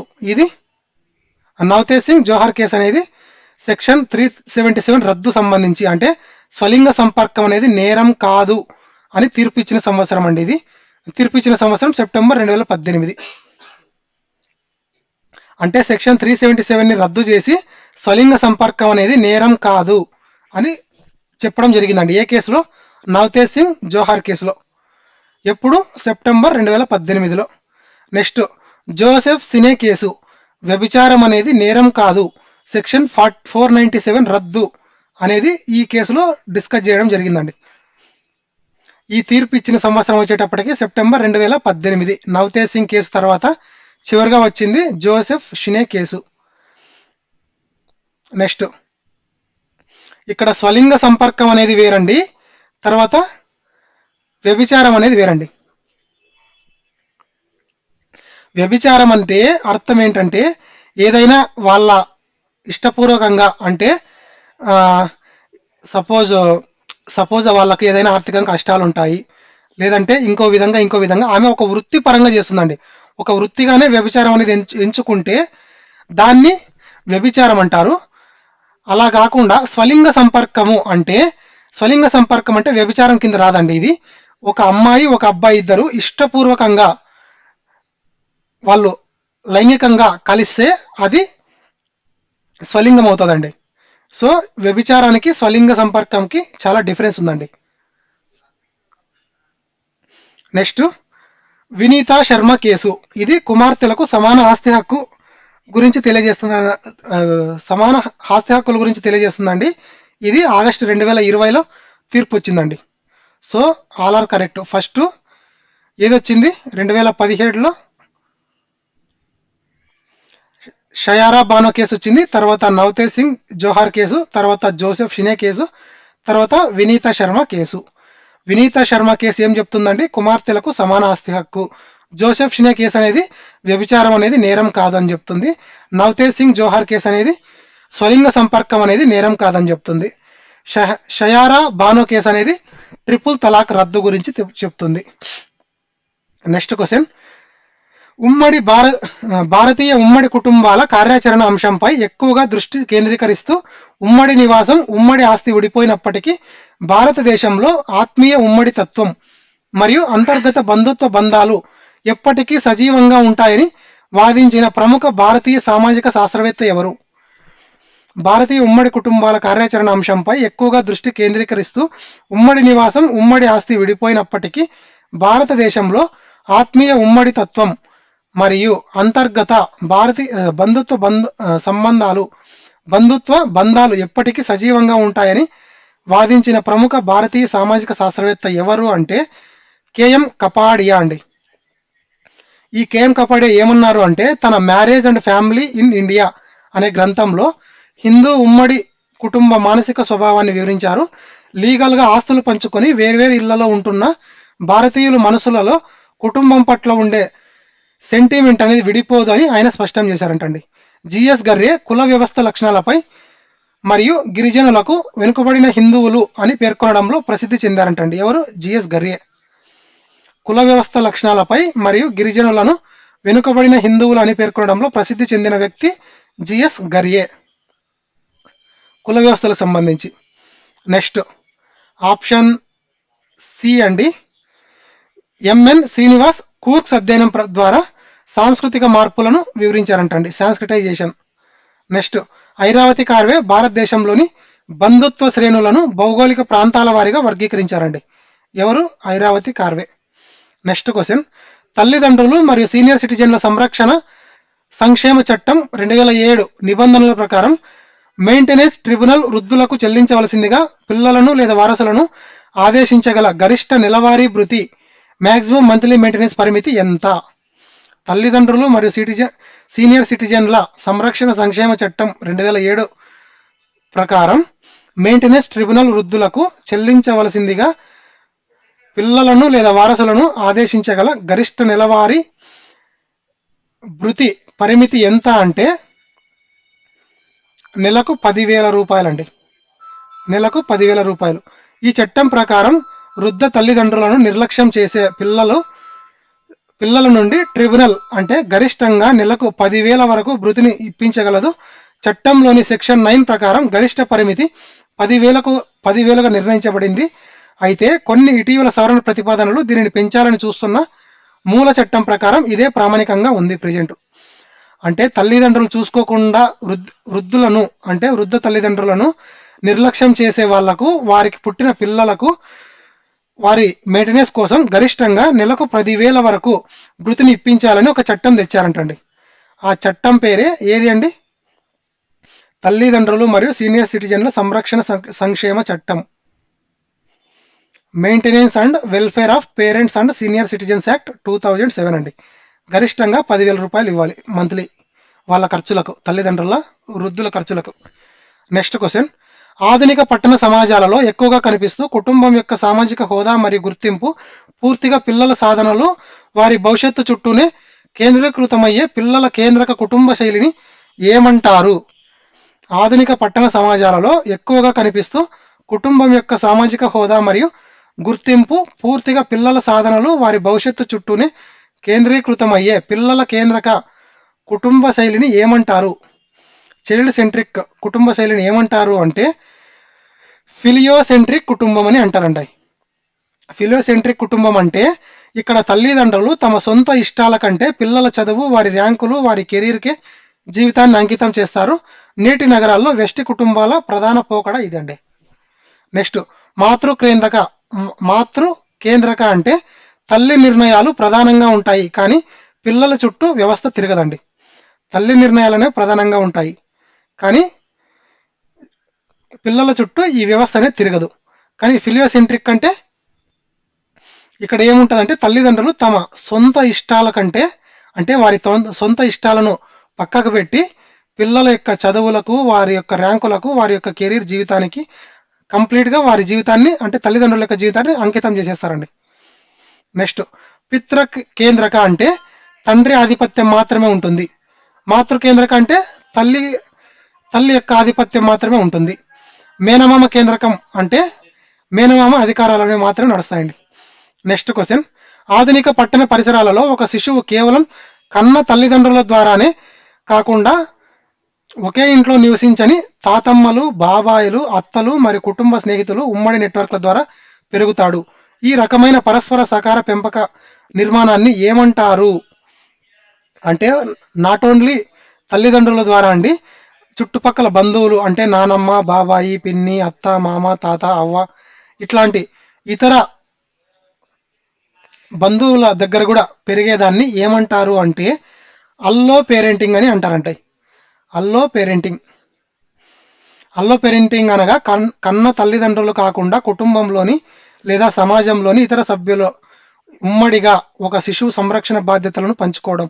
నేటి మెట్రో నగరాల్లో వర్కింగ్ పేరెంట్స్ ఎక్కువగా ఈ విధానంపై ఆధారపడుతున్నారు. నెక్స్ట్, నవ్య స్థానిక అనేది కేవలం దంపతుల నివాస పద్ధతిని సూచిస్తుందండి. కేవలం దంపతుల నివాస పద్ధతిని సూచించేది నవ్య స్థానిక. మాతృ కేంద్రక పెంపకం అంటే కేవలం తల్లి మరియు ఆమె తరపు బంధువుల పాత్ర మాత్రమే ఉంటుంది. తల్లి మరియు ఆమె తరపు బంధువుల పాత్ర మాత్రమే ఉండేది మాతృ కేంద్రక. అసౌష్ఠవ సామాజికీకరణ అంటే కుటుంబ సభ్యుల మధ్య విలువలు సమానంగా ప్రసారం కాకపోవడాన్ని సూచించే ఒక సాధారణ పదం. అసౌష్ఠవ సామాజికీకరణ అనేది కుటుంబ సభ్యుల మధ్య విలువలు సమానంగా ప్రసారం కాకపోవడాన్ని అసౌష్ఠవ సామాజికీకరణ అని అంటారండి. నెక్స్ట్ క్వశ్చన్, ఒక వ్యక్తి యొక్క వంశానుక్రమ పద్ధతిలో స్థిరాస్తి లేదా కుటుంబ ఆస్తి కేవలం తండ్రి వైపు ఒక వ్యక్తి యొక్క వంశానుక్రమ పద్ధతిలో స్థిరాస్తి లేదా కుటుంబ ఆస్తి కేవలం తండ్రి వైపు అంటే పురుష రేఖ నుండి సంక్రమిస్తూ వంశనామం, ఇంటి పేరు మరియు మతపరమైన హోదాలు కేవలం తల్లి వైపు స్త్రీ రేఖ నుండి సంక్రమిస్తే ఈ ప్రత్యేక వంశావళి పద్ధతిని ఏమంటారు అంటే ద్వివంశీయ లేదా ద్వంద్వ వంశానుక్రమం అంటారంటండి. డబుల్ డిసెండ్ అని అంటారండి. ఒక వ్యక్తి ఒకే సమయంలో అటు పితృవంశం నుండి కొన్ని హక్కులను అంటే స్థిరాస్తి, ఇటు మాతృవంశం నుండి మరికొన్ని హక్కులు అంటే పవిత్ర వస్తువులు లేదా నామం పొందుతాడు. ఇది ఆఫ్రికాలోని కొన్ని తెగలతో పాటు భారతదేశంలోని కొన్ని ప్రత్యేక గిరిజన సమూహాలలో కనిపిస్తుంది. ఇక్కడ ఏమడిగారండి, స్థిరాస్తి లేదా కుటుంబ ఆస్తి కేవలం తండ్రి వైపు నుండి సంక్రమిస్తూ వంశనామం అంటే ఇంటి పేరు, మతపరమైన హోదాలు కేవలం తల్లి వైపు స్త్రీ రేఖ నుండి సంక్రమిస్తే ఆ పద్ధతిని ఏమంటారు అంటే ద్వివంశీయ లేదా ద్వంద్వ వంశానుక్రమం అని అంటారండి. నెక్స్ట్, ఉభయ వంశానుక్రమం యాంబిలినియల్ అంటే ఒక వ్యక్తి తన ఇష్టాన్ని బట్టి తండ్రి వైపు లేదా తల్లి వైపు వంశంలో ఏదో ఒక దానిలో మాత్రమే ఎంచుకోవాలి. రెండు ఒకేసారి రావండి. ఇక్కడ ఒక వ్యక్తి తన ఇష్టాన్ని బట్టి తండ్రి వైపు లేదా తల్లి వైపు వంశంలో ఏదో ఒక దానిని మాత్రమే ఎంచుకోవడాన్ని ఉభయ వంశానుక్రమం అని అంటారండి. మాతృవంశీయలో ఆస్తి, పేరు అన్నీ కేవలం తల్లి లైన్ ద్వారానే వస్తాయంటండి. నెక్స్ట్, పితృవంశీయ సహదాయ భాగత్వం. దీనిలో కేవలం అన్ని తండ్రి లైన్ ద్వారానే పురుషులకు లభిస్తాయండి. అన్నీ కేవలం తండ్రి లైన్ ద్వారానే పురుషులకు లభిస్తాయి. నెక్స్ట్ క్వశ్చన్, కుటుంబ వ్యవస్థ యొక్క పరిణామ క్రమాన్ని ప్రాథమికంగా ప్రపంచానికి వివరించిన క్రింది చారిత్రాత్మక గ్రంథాలను వాటి రచయితలతో జతపరచండి. ఏన్షియంట్ సొసైటీ, మాతృ హక్కు, the history of human marriage, the mothers. Option A is the correct answer అండి. B 1B 2A 3D 4C. Ancient society Lewis Henry Morgan. మాతృ హక్కు J J Bachofen. The history of human marriage Edward Westermarck. The mothers Robert Briffault. Ancient society అనేది Lewis Henry Morgan రాసిన ఈ గ్రంథం కుటుంబం ఏక వివాహం వైపు ఎలా పరిణామం చెందిందో బంధుత్వ పదాల ఆధారంగా వివరించిందంట. ఏది ఏన్షియంట్ సొసైటీ. దీన్ని వివరించింది లూయిస్ హెన్రీ మోర్గాన్. ఇది దేని గురించి తెలియజేస్తుంది? కుటుంబం యొక్క ఏక వివాహం వైపు ఎలా పరిణామం చెందిందో తెలుపుతుందండి. నెక్స్ట్, దాస్ ముట్టరెడ్జ్. ఇది స్విస్ సామాజిక శాస్త్రవేత్త అయిన బచోఫెన్ రాసిన పుస్తకం. మానవ చరిత్రలో పితృస్వామ్యానికి ముందే పితృస్వామ్య యుగం ఒకటి ఉందని వాదించారు. ఎవరు? దాస్ ముట్టెరెడ్జ్ అనే గ్రంథంలో ఈ బచోఫెన్ అనే అతను రాసిన ఈ పుస్తకంలో అండి. Next the history of human marriage అనే పుస్తకంలో ఎడ్వర్డ్ వెస్టర్న్ మార్క్ రాసిన గ్రంథం కుటుంబానికి పునాది ఏకపత్నిత్వమే అని స్పష్టం చేశారండి. నెక్స్ట్ ది మదర్స్ అనే గ్రంథంలో రాబర్ట్ బ్రిఫాల్ట్ రాసిన గ్రంథం సామాజిక జీవులలో మాతృత్వమే కుటుంబ ఆవిర్భావానికి మొదటి కారణమని నిరూపించిందంటండి. ఆధునిక పట్టణ కుటుంబాలలో ఎక్కువ కనిపిస్తున్న ఎంటీ నెస్ట్ సిండ్రోమ్కు సంబంధించి క్రింది వాక్యాలను పరిశీలించండి. ఎంటీ నెస్ట్ సిండ్రోమ్ అనేది ఉమ్మడి కుటుంబాలలో జనాభా ఎక్కువ అవడం వల్ల వచ్చే ఒక మానసిక వ్యాధి. వెస్టి కుటుంబాలలో చదువు లేదా ఉద్యోగాల రీత్యా ఎదిగిన పిల్లలు ఇల్లు వదిలి దూర ప్రాంతాలకు వెళ్ళిపోయినప్పుడు ఇంట్లో ఒంటరిగా మిగిలిపోయిన వృద్ధ తల్లిదండ్రులు అనుభవించే తీవ్రమైన ఒంటరితనం, ఆందోళన మరియు డిప్రెషన్ను ఇది సూచిస్తుంది. పై వాక్యాలలో ఏది సరైనది? Option B is the correct answer అండి. Only B is the correct answer. ఇక్కడ ఏమడిగారు? ఆధునిక పట్టణ కుటుంబాలలో ఎక్కువగా నివసిస్తున్న ఎంటీ నెస్ట్ సిండ్రోమ్ సంబంధించి అడిగారండి. Option B is the correct answer అండి. వెస్టి కుటుంబాలలో చదువు లేదా ఉద్యోగాల రీత్యా ఎదిగిన పిల్లలు ఇల్లు వదిలి దూర ప్రాంతాలకు వెళ్ళిపోయినప్పుడు ఇంట్లో ఒంటరిగా మిగిలిపోయిన వృద్ధ తల్లిదండ్రులు అనుభవించే తీవ్రమైన ఒంటరితనం, ఆందోళన మరియు డిప్రెషన్కు ఇది సూచిస్తుందండి ఎంటీ నెస్ట్ సిండ్రోమ్ అనేది. ఆధునిక వెస్టి కుటుంబాలు ఎదుర్కొంటున్న అతిపెద్ద సామాజిక సమస్య ఇది. పక్షులు ఎదిగాక గూడు వదిలి వెళ్ళినట్లు పిల్లలు వెళ్ళిపోయాక ఆ గూడు అంటే ఇల్లు ఖాళీ అయిపోయిందనే బాధ వృద్ధులను కుంగదీస్తుంది. నెక్స్ట్ స్టేట్మెంట్ 1 అనేది ఉమ్మడి కుటుంబాల జనాభా వల్ల రాదండి, వెస్టి కుటుంబాలు ఖాళీ అవడం వల్ల వస్తుంది. వెస్టి కుటుంబాలు ఖాళీ అవడం వల్ల వచ్చేది ఎంటీ నెస్ట్ సిండ్రోమ్ అండి. ఎంటీ నెస్ట్ సిండ్రోమ్ అనేది ఉమ్మడి కుటుంబాలలో జనాభా ఎక్కువ అవడం వల్ల ఒక మానసిక వ్యాధి అంటారు, అది కాదండి. ఎంటీ నెస్ట్ సిండ్రోమ్ అనేది వెస్టి కుటుంబాలండి, ఉమ్మడి కుటుంబాలు కాదు. వెస్టి కుటుంబాలు ఖాళీ అవ్వడం వల్ల వస్తుంది. నెక్స్ట్ క్వశ్చన్, ఆంధ్రప్రదేశ్లోని ఒక పట్టణ ఐటీ ఉద్యోగ జంట చట్టబద్ధమైన ఒప్పందం ద్వారా మరొక స్త్రీ గర్భం దాల్చడం ద్వారా పిల్లలను పొంది ఒక నూతన కుటుంబ వ్యవస్థను ఏర్పాటు చేసుకున్నారు. భారతదేశంలో ఈ ప్రక్రియను నియంత్రించే తాజా సామాజిక చట్టం ఏది? ఇది ఒక అప్లికేషన్ ఓరియంటెడ్ ఉందండి బిట్టు, మీరు గమనించినట్లయితే. ఆంధ్రప్రదేశ్లోని ఒక పట్టణ ఐటీ ఉద్యోగ జంట చట్టబద్ధమైన ఒప్పందం ద్వారా మరొక స్త్రీ గర్భం దాల్చడం ద్వారా పిల్లలను పొంది ఒక నూతన కుటుంబ వ్యవస్థను ఏర్పాటు చేసుకున్నారు. భారతదేశంలో ఈ ప్రక్రియను నియంత్రించే తాజా సామాజిక చట్టం ఏది అంటే సరోగసి నియంత్రణ చట్టం అండి. సరోగసి నియంత్రణ చట్టం 2021. అద్దె గర్భం ద్వారా ఏర్పడే సరికొత్త సాంకేతిక కుటుంబాలను నియంత్రించడానికి మరియు వ్యాపార సరోగసిని నిషేధించడానికి భారత ప్రభుత్వం సరోగసి రెగ్యులేషన్ యాక్ట్ 2021ను తీసుకొచ్చింది. ఇది కేవలం పరోపకార సరోగసిని మాత్రమే అనుమతిస్తుంది. కేవలం పరోపకార అంటే ఇద్దరి అనుమతితో మాత్రమే ఇది అనుమతిస్తుందండి. నెక్స్ట్, ఎంటీపీ చట్టం కేవలం సురక్షితమైన గర్భస్రావాల పరిమితులను సంబంధించినది. ఎంటీపీ చట్టం అంటే ఏంటంటే ఇది medical termination of pregnancy act. Medical termination of pregnancy act 2021 అనేది సురక్షితమైన గర్భస్రావాల పరిమితులకు సంబంధించిందండి. నెక్స్ట్, ఏఆర్టీ అంటే అసిస్టెడ్ రీప్రొడక్టివ్ టెక్నాలజీ యాక్ట్. 2020 అనేది IVF క్లినికల్ సాంకేతిక ప్రమాణాలను పర్యవేక్షిస్తుందండి. నెక్స్ట్, సాంప్రదాయ దత్తత నియమాలను తెలియజేసేది ఏదండి? సాంప్రదాయ దత్తత నియమాలను తెలియజేసేది Hindu adoption and maintenance act అండి. Hindu adoption and maintenance act. Next question, ఆర్థిక సంస్కరణల తదనంతర సమకాలీన భారతదేశంలో కుటుంబం తన స్వయం సమృద్ధ ఉత్పత్తి కేంద్రం హోదాను కోల్పోతూ ఎక్కువగా కేవలం ఒక వినియోగ కేంద్రంగా మారుతోంది. మార్కెట్ ఆర్థిక వ్యవస్థ, అధికారిక ఉద్యోగాలు మరియు రెడీమేడ్ సేవా రంగాలు విస్తరించడం వల్ల గతంలో కుటుంబ సభ్యులందరూ కలిసి పనిచేసే గృహ ఆధారిత కుటీర పరిశ్రమలు లేదా వ్యవసాయ ఉమ్మడి పనులు అంతరించిపోతున్నాయి.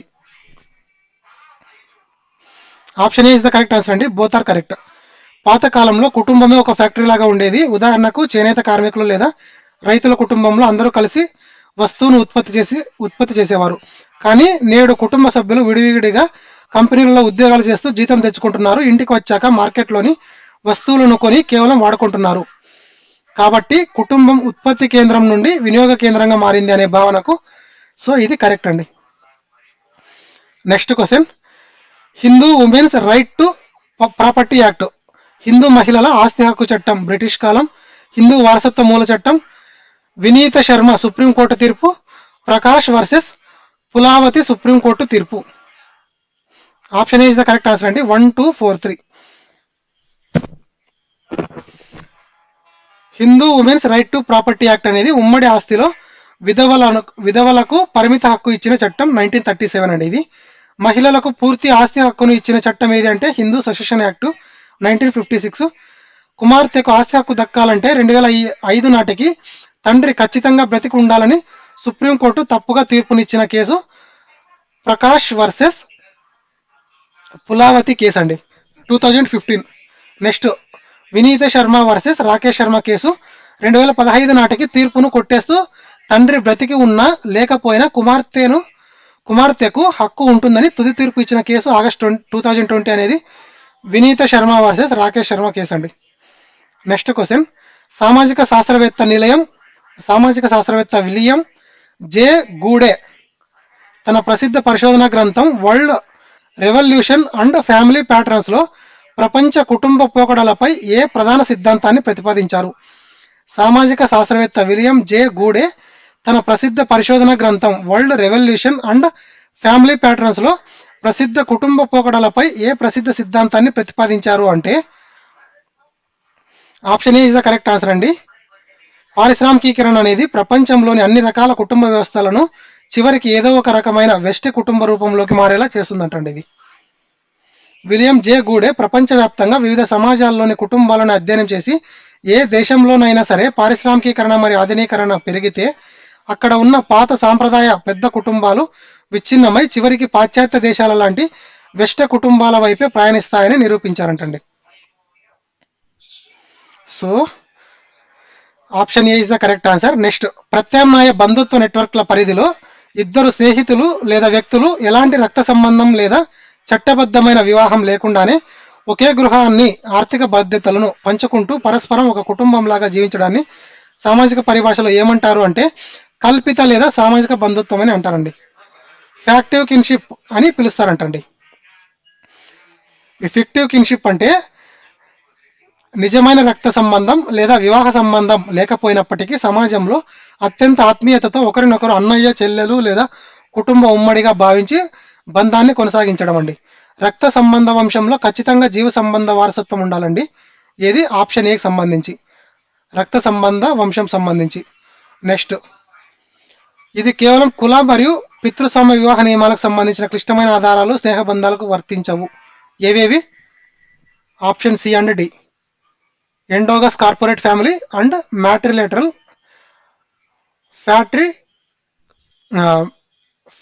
ఫ్రాత్రి ఫ్యామిలీ అంటే అంతర్వివాహ కార్పొరేట్ కుటుంబం, మాతృ పార్శ్వ సోదర కుటుంబం. So option B is the correct answer అండి. ఇది ఫిక్టివ్ కిన్షిప్ అంటే నిజమైన రక్త సంబంధం లేదా వివాహ సంబంధం లేకపోయినప్పటికీ అత్యంత ఆత్మీయతతో ఒకరినొకరు అన్నయ్య చెల్లెలు లేదా కుటుంబ సభ్యుడిగా భావించి బంధాన్ని కొనసాగించవచ్చు అంటారండి.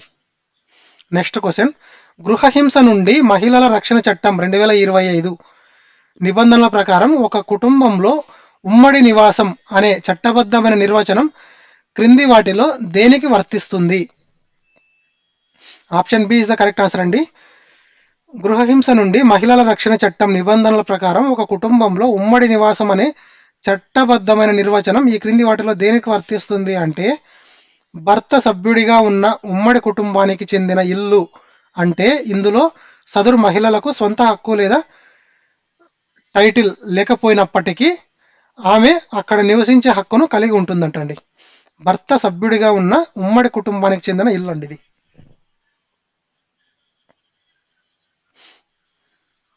డొమెస్టిక్ వైలెన్స్ యాక్ట్లోని అత్యంత కీలకమైన సెక్షన్ ఇది. ఒక మహిళకు పెళ్ళయ్యాక అత్తగారింట్లో అంటే భర్త యొక్క ఉమ్మడి కుటుంబంలో నివసించే పూర్తి చట్టబద్ధమైన హక్కు ఉంటుంది.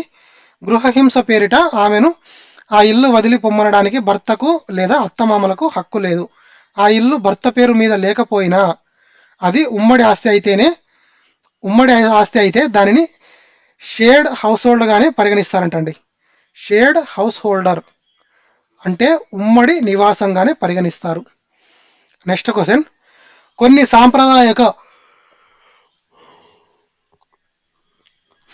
సాంప్రదాయక సమాజాలలో కుటుంబ గుర్తింపు లేదా వంశానుక్రమం విభిన్న అవసరాల కోసం అటు తండ్రి వైపు మరియు ఇటు తల్లి వైపు రెండు వర్గాల ద్వారా ఒకేసారి సమానంగా గుర్తిస్తే ఆ పద్ధతిని ఏమంటారు అంటే ఉభయ పార్శ్వ లేదా ద్విపార్శ్వ వంశానుక్రమం, బైలేటరల్ డిసెంట్ అని అంటారంటండి. ద్విపార్శ్వ వంశానుక్రమం, బైలేటరల్ డిసెంట్ అంటే ఒక వ్యక్తి అటు తండ్రి వైపు బంధువులను ఇటు తల్లి వైపు బంధువులను సమానమైన సామాజిక ప్రాధాన్యతతో కలిగి ఉంటాడు. ఆధునిక పట్టణ వెస్ట్ కుటుంబాలలో ఈ విధానమే ఎక్కువగా కనిపిస్తుంది. ఏకపక్ష వంశానుక్రమం అంటే ఈ ఏకపక్ష వంశానుక్రమంలో వంశం కేవలం తండ్రి వైపు లేదా కేవలం తల్లి వైపు మాత్రమే లెక్కించబడుతుంది. రెండు వైపులా ఒకేసారి తీసుకోరు. మాతృవంశీయ క్రమం అనేది కేవలం స్త్రీ రేఖ ద్వారానే వంశ గుర్తింపును సూచిస్తుంది.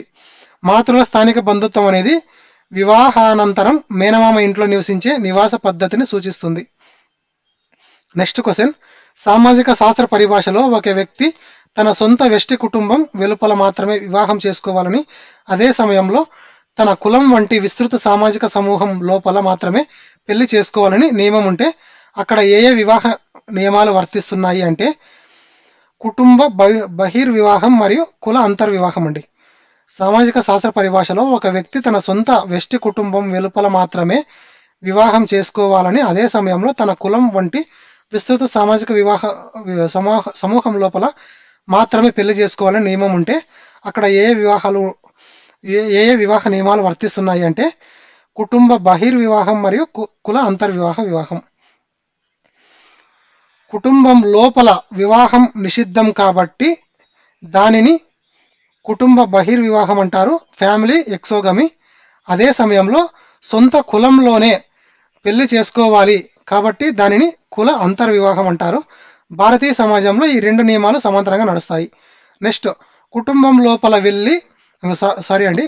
లోపల పెళ్లి చేసుకుంటే అంతర్వివాహం అవుతుంది. అది సమాజంలో తీవ్రమైన నేరంగా పరిగణించబడుతుంది. సో ఆప్షన్ ఏ అనేది రాంగు. నెక్స్ట్, అనులోమ అనగా ఉన్నత కుల పురుషుడు తక్కువ కుల స్త్రీని పెళ్లి చేసుకోవడం. ప్రతిలోమ అనగా ఉన్నత కుల స్త్రీ తక్కువ కుల పురుషుడిని పెళ్లి చేసుకోవడం. కేవలం భార్యాభర్తల సంఖ్యను సూచించే పదాలు సమూహ నియమాలు కావు. ఏమంటది ఏక వివాహం మరియు బహు వివాహం సంబంధించింది.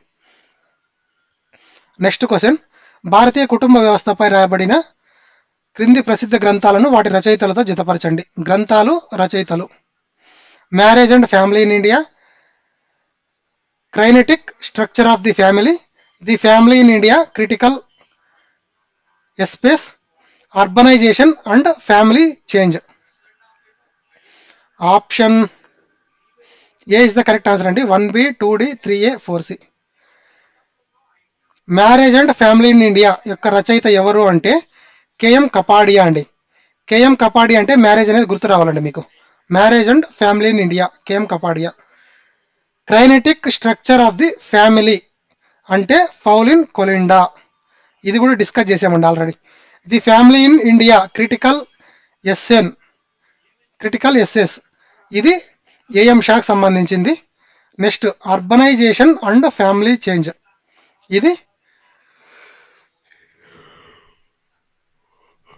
ఎంఎస్ గోరేకి సంబంధించిందండి. Marriage and family in India భారతీయ సామాజిక శాస్త్రంలో కుటుంబ పరిణామాలపై కేఎం కపాడియా రాసిన అత్యంత ప్రామాణికమైన మూల గ్రంథం ఏది అంటే marriage and family in India. Kinetic structure of the family, విదేశీ సామాజిక పరిశోధకురాలు పౌలిన్ కొలిండా భారతదేశంలో కుటుంబాల నిర్మాణ గమనాన్ని వివరిస్తూ రాసిన పుస్తకం kinetic structure of the family. The family in India, AM Shah రాసిన ఈ వ్యాసాల సంకలనం ఉమ్మడి కుటుంబాల కార్యాచరణ ఉమ్మడి తత్వంను సమర్థిస్తుంది. అర్బనైజేషన్ అండ్ ఫ్యామిలీ చేంజ్, పట్టణీకరణ వల్ల అగర్వాల్ కుటుంబాలలో వచ్చిన మార్పులపై ఎంఎస్ గోరే చేసిన ప్రసిద్ధ పరిశోధన గ్రంథం. నెక్స్ట్ క్వశ్చన్, సగోత్ర లేదా రక్త సంబంధ వివాహ నిషేధం సంబంధించిందండి. ఇది ప్రపంచ కుటుంబ నిర్మాణాలలో సార్వత్రికంగా కనిపించే రక్త సంబంధ వివాహ నిషేధంకు సంబంధించి క్రింది వాక్యాలను పరిశీలించండి. వెస్ట్ కుటుంబంలోని అత్యంత దగ్గరి రక్త సంబంధీకుల తల్లి కొడుకు, తండ్రి కూతురు, అన్న చెల్లెల మధ్య లైంగిక సంబంధాలు మరియు వివాహాన్ని నిషేధించే సార్వత్రిక సాంస్కృతిక నియమాన్ని ఇన్సెస్ట్ టాబు అని పిలుస్తారంటండి. ఇన్సెస్ట్ టాబు, రక్త సంబంధ వివాహ నిషేధం. నెక్స్ట్, సామాజిక శాస్త్రవేత్త ఎడ్వర్డ్ వెస్టర్ మార్క్ ప్రకారం చిన్నప్పటి నుండి ఒకే ఇంట్లో కలిసి పెరగడం వల్ల వ్యక్తులలో పరస్పరం ఏర్పడే సహజమైన వైరాగ్యం లేదా విముఖత వల్ల ఈ నిషేధం ఏర్పడింది. ఆప్షన్ సి కరెక్ట్ అండి, బోత్ ఆర్ కరెక్ట్ అండి. ప్రపంచంలోని ఏ సమాజంలోనైనా ప్రాథమిక కుటుంబ సభ్యుల మధ్య శృంగార లేదా వివాహ బంధాలు తీవ్రమైన నేరం మరియు నిషిద్ధం. దీనిని ఇన్సెస్ట్ టాబు అని అంటారండి. నెక్స్ట్, దీనిని వెస్టర్ మార్క్ ఎఫెక్ట్ అని కూడా అంటారంట. చిన్నతనం నుండి కలిసి పెరిగిన వారి మధ్య లైంగిక ఆకర్షణ కలగకపోవడమే ఈ సామాజిక నియమానికి జీవ సంబంధ పునాది అని ఆయన నిరూపించారంటండి. నెక్స్ట్ క్వశ్చన్, ఒక సమకాలీన కుటుంబంలో భార్యాభర్తలిద్దరూ పూర్తి సమయం కార్పొరేట్ ఉద్యోగాలు చేస్తున్నారు. భర్త వంట చేయడం, పిల్లలను చూసుకోవడం వంటి సాంప్రదాయిక గృహ విధులను నిర్వహిస్తుండగా భార్య ఇంటి ప్రధాన పెట్టుబడులు మరియు దీర్ఘకాలిక ఆర్థిక నిర్ణయాలను పర్యవేక్షిస్తుంది. కుటుంబం లోపల సాంప్రదాయిక లింగ పాత్రలు ఇలా పరస్పరం మారడాన్ని సామాజిక పరిభాషలో ఏమంటారు అంటే పాత్రల తిరోగమనం లేదా పాత్రల మార్పిడి అని అంటారంటండి. పాత్రల మార్పిడి అంటే సాంప్రదాయ పితృస్వామ్య సమాజంలో పురుషుడు కేవలం సంపాదకుడిగా, స్త్రీ కేవలం గృహిణిగా ఉండేవారు. కానీ ఆధునిక వెస్ట్ కుటుంబాలలో మహిళల ఆర్థిక స్వావలంబన వల్ల ఈ పాత్రలు పరస్పరం మారుతాయంటండి. రోల్ కన్సోలిడేషన్ అనగా ఒక వ్యక్తిపై అన్ని రకాల బాధ్యతలు కేంద్రీకృతం కావడం. ఇక్కడ ఇద్దరు పంచుకుంటున్నారు కాబట్టి ఇది వర్తించదు. రోల్ కన్సోలిడేషన్ అనగా ఒకే వ్యక్తిపై అన్ని రకాల బాధ్యతలు కేంద్రీకృతం కావడం. ఇక్కడ ఇద్దరు పంచుకుంటున్నారు కాబట్టి ఇది వర్తించదు. పాత్రల మార్పిడి అంటే సాంప్రదాయ పితృస్వామ్య సమాజంలో పురుషుడు కేవలం సంపాదకుడిగా, స్త్రీ కేవలం గృహిణిగా ఉండేవారు. కానీ ఆధునిక వెస్ట్ కుటుంబాలలో మహిళల ఆర్థిక స్వావలంబన వల్ల ఈ పాత్రలు పరస్పరం మారుతున్నాయి. కరెక్టే. నెక్స్ట్, సి అండ్ డికి సంబంధించి కుటుంబంలో పురుషాధిక్యతను లేదా అణచివేతను సూచించే పదాలు ఇవి పాత్రల యొక్క మార్పిడికి సరిపోవండి. So option B is the correct answer. పాత్రల తిరోగమనం లేదా పాత్రల మార్పిడి. పాత్ర ఏకీకరణ అంటే ఒకే వ్యక్తిపై అన్ని రకాల బాధ్యతలు కేంద్రీకృతం కావడం అండి. ఒకే వ్యక్తిపై అన్ని రకాల బాధ్యతలు కేంద్రీకృతం కావడం. సో దీన్ని పాత్ర ఏకీకరణ అంటారు.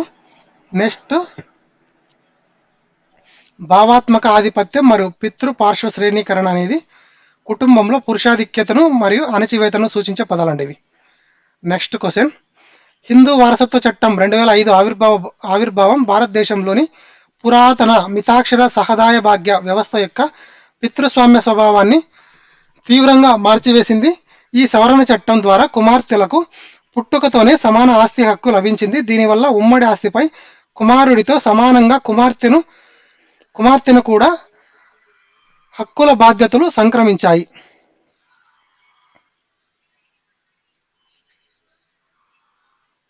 Option A is the correct answer అండి. Both assertion and reason correct. Explanation చూద్దాము. సాంప్రదాయ మితాక్షర చట్టం ప్రకారం కేవలం మగపిల్లలు మాత్రమే పుట్టుకతో ఆస్తి హక్కును పొందేవారు, స్త్రీలకు స్థానం ఉండేది కాదు. ఇది పితృస్వామ్యానికి పెద్ద ప్రతీక. కానీ 2005 సవరణ చట్టం కొడుకు కూతురు ఇద్దరు సమానమే అని ప్రకటించడంతో ఆ పాత పితృస్వామ్య పునాది మారిపోయింది.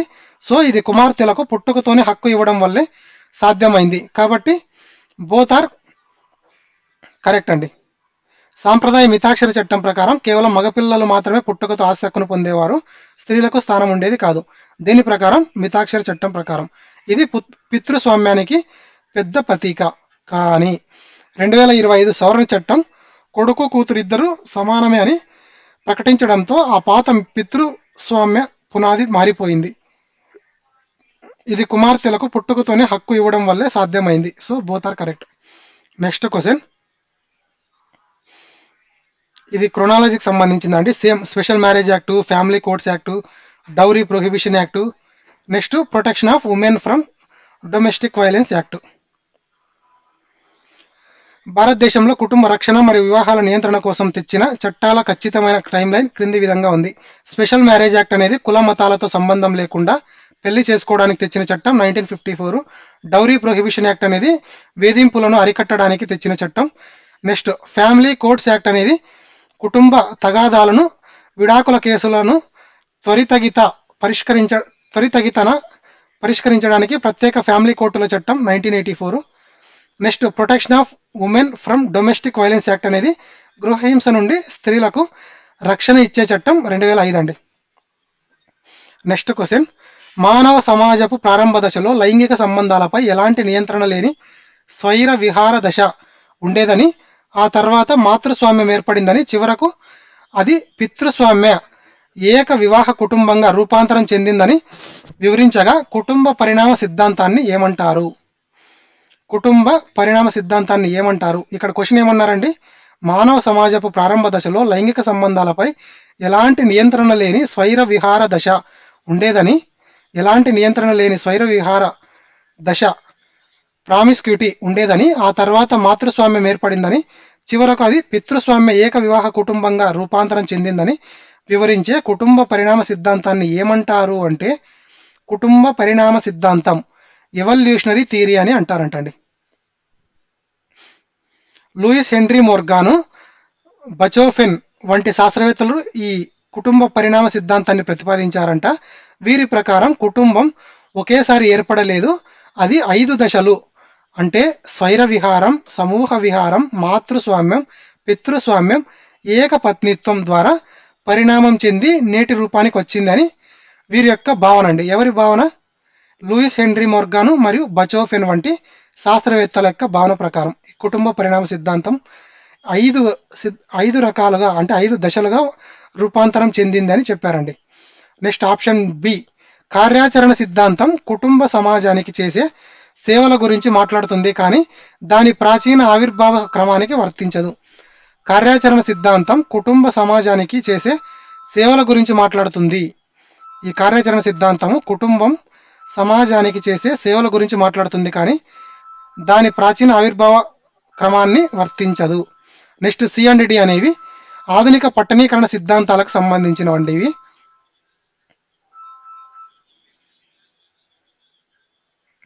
ఏవేవి?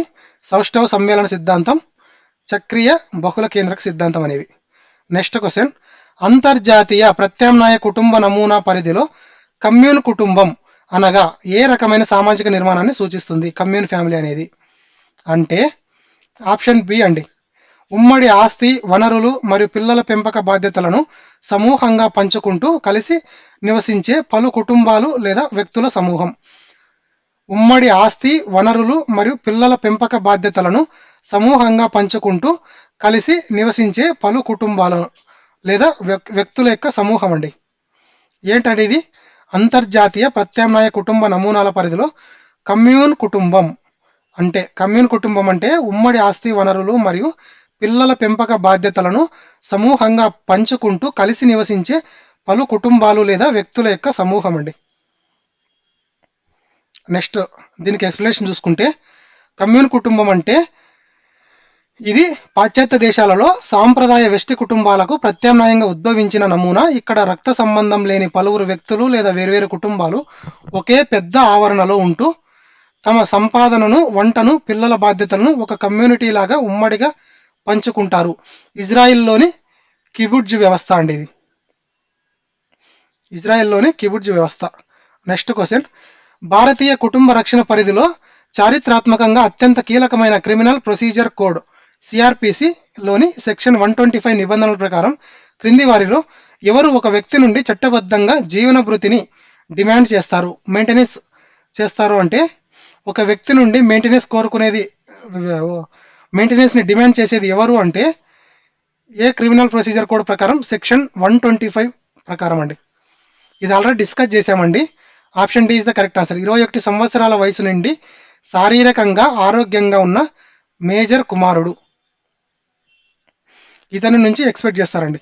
Section 125 criminal procedure code CrPC ప్రకారం భార్య, మైనర్ పిల్లలు మరియు వృద్ధ తల్లిదండ్రులు తమను తాము పోషించుకోలేనప్పుడు చట్టబద్ధంగా భృతిని పొందే హక్కు కలిగి ఉంటారు. కానీ ఆరోగ్యంగా ఉన్న ఒక మేజర్ కుమారుడు అంటే 21 ఏళ్ళు నిండినవాడు తండ్రి ఆస్తి నుండి లేదా తండ్రి నుండి జీవన భృతిని డిమాండ్ చేయడానికి అంగీకరించదు. అంటే ఆరోగ్యకరంగా ఉంటూ 21 సంవత్సరాలు నిండిన వ్యక్తి అయితే దీనికి అర్హుడు కాదంట. అతను స్వయంగా సంపాదించుకోవాలి. రిమైనింగ్ అంటే పిల్లలు కానీ, తల్లిదండ్రులు కానీ, భార్య కానీ వారు తమను తాము పోషించుకోలేనప్పుడు వారు మెయింటెనెన్స్ కోసం అడగొచ్చండి. ఇక్కడ ఏమన్నారు, జీవన భృతి డిమాండ్ చేయలేని వారండి అడిగింది, డిమాండ్ చేసేవారు కాదు, డిమాండ్ చేయలేని వారు అడిగారు కాబట్టి ఇది కరెక్ట్ అండి. సో ఇవన్నీ కరెక్టే. ఏవేవి, విడాకులు తీసుకుని పునర్వివాహం చేసుకోకుండా తనను తాను పోషించుకోలేని భార్య, తర్వాత తండ్రికి చట్టబద్ధంగా లేదా చట్టవిరుద్ధంగా పుట్టి తమను తాము పోషించుకోలేని మైనర్ పిల్లలు, తర్వాత తమను తాము పోషించుకోలేని వృద్ధ తల్లిదండ్రులు. ఇవన్నీ కరెక్ట్ అండి. ఇక్కడ ఇన్కరెక్ట్ అడిగారు కాబట్టి option D is the correct answer. 50 questions completed అండి. ఇంకా ఎవరైనా మన ఛానల్ని సబ్స్క్రైబ్ చేసుకోకపోతే సబ్స్క్రైబ్ చేసుకోండి. ఈ వీడియో అనేది చాలా లెంత్ వచ్చింది, కానీ లెంత్ వచ్చినప్పటికీ చివరి దాకా చూడండి. చాలా చాలా మంచి క్వశ్చన్స్ అనేవి కవర్ అయ్యాయి. దీనివల్ల మీకు ఒక్క మార్కు కూడా మిస్ అవ్వకోకుండా ఈ టాపిక్ సంబంధించి ఎటువంటి క్వశ్చన్ అడిగినా కూడా మీరు ఆన్సర్ చేయగలిగేలా ఈ క్వశ్చన్స్ అనేవి ఇవ్వడం జరిగిందండి. సో ఈ క్వశ్చన్స్ కనుక మీకు నచ్చినట్లయితే కమెంట్ సెక్షన్లో తెలియజేయండి. అలాగే ఇంకా ఏమైనా మీకు ఈ క్వశ్చన్స్ సంబంధించి డౌట్స్ ఉంటే కమెంట్ సెక్షన్లో తెలియజేయండి. అలాగే ఈ క్వశ్చన్స్ కనుక మీకు నచ్చినట్లయితే ఈ వీడియోని మీ ఫ్రెండ్స్కి తెలియజేయండి. అలాగే మన ఛానల్ని సబ్స్క్రైబ్ చేసుకోండి. ఈ వీడియోకి లైక్ చేయండి. Thank you friends, bye.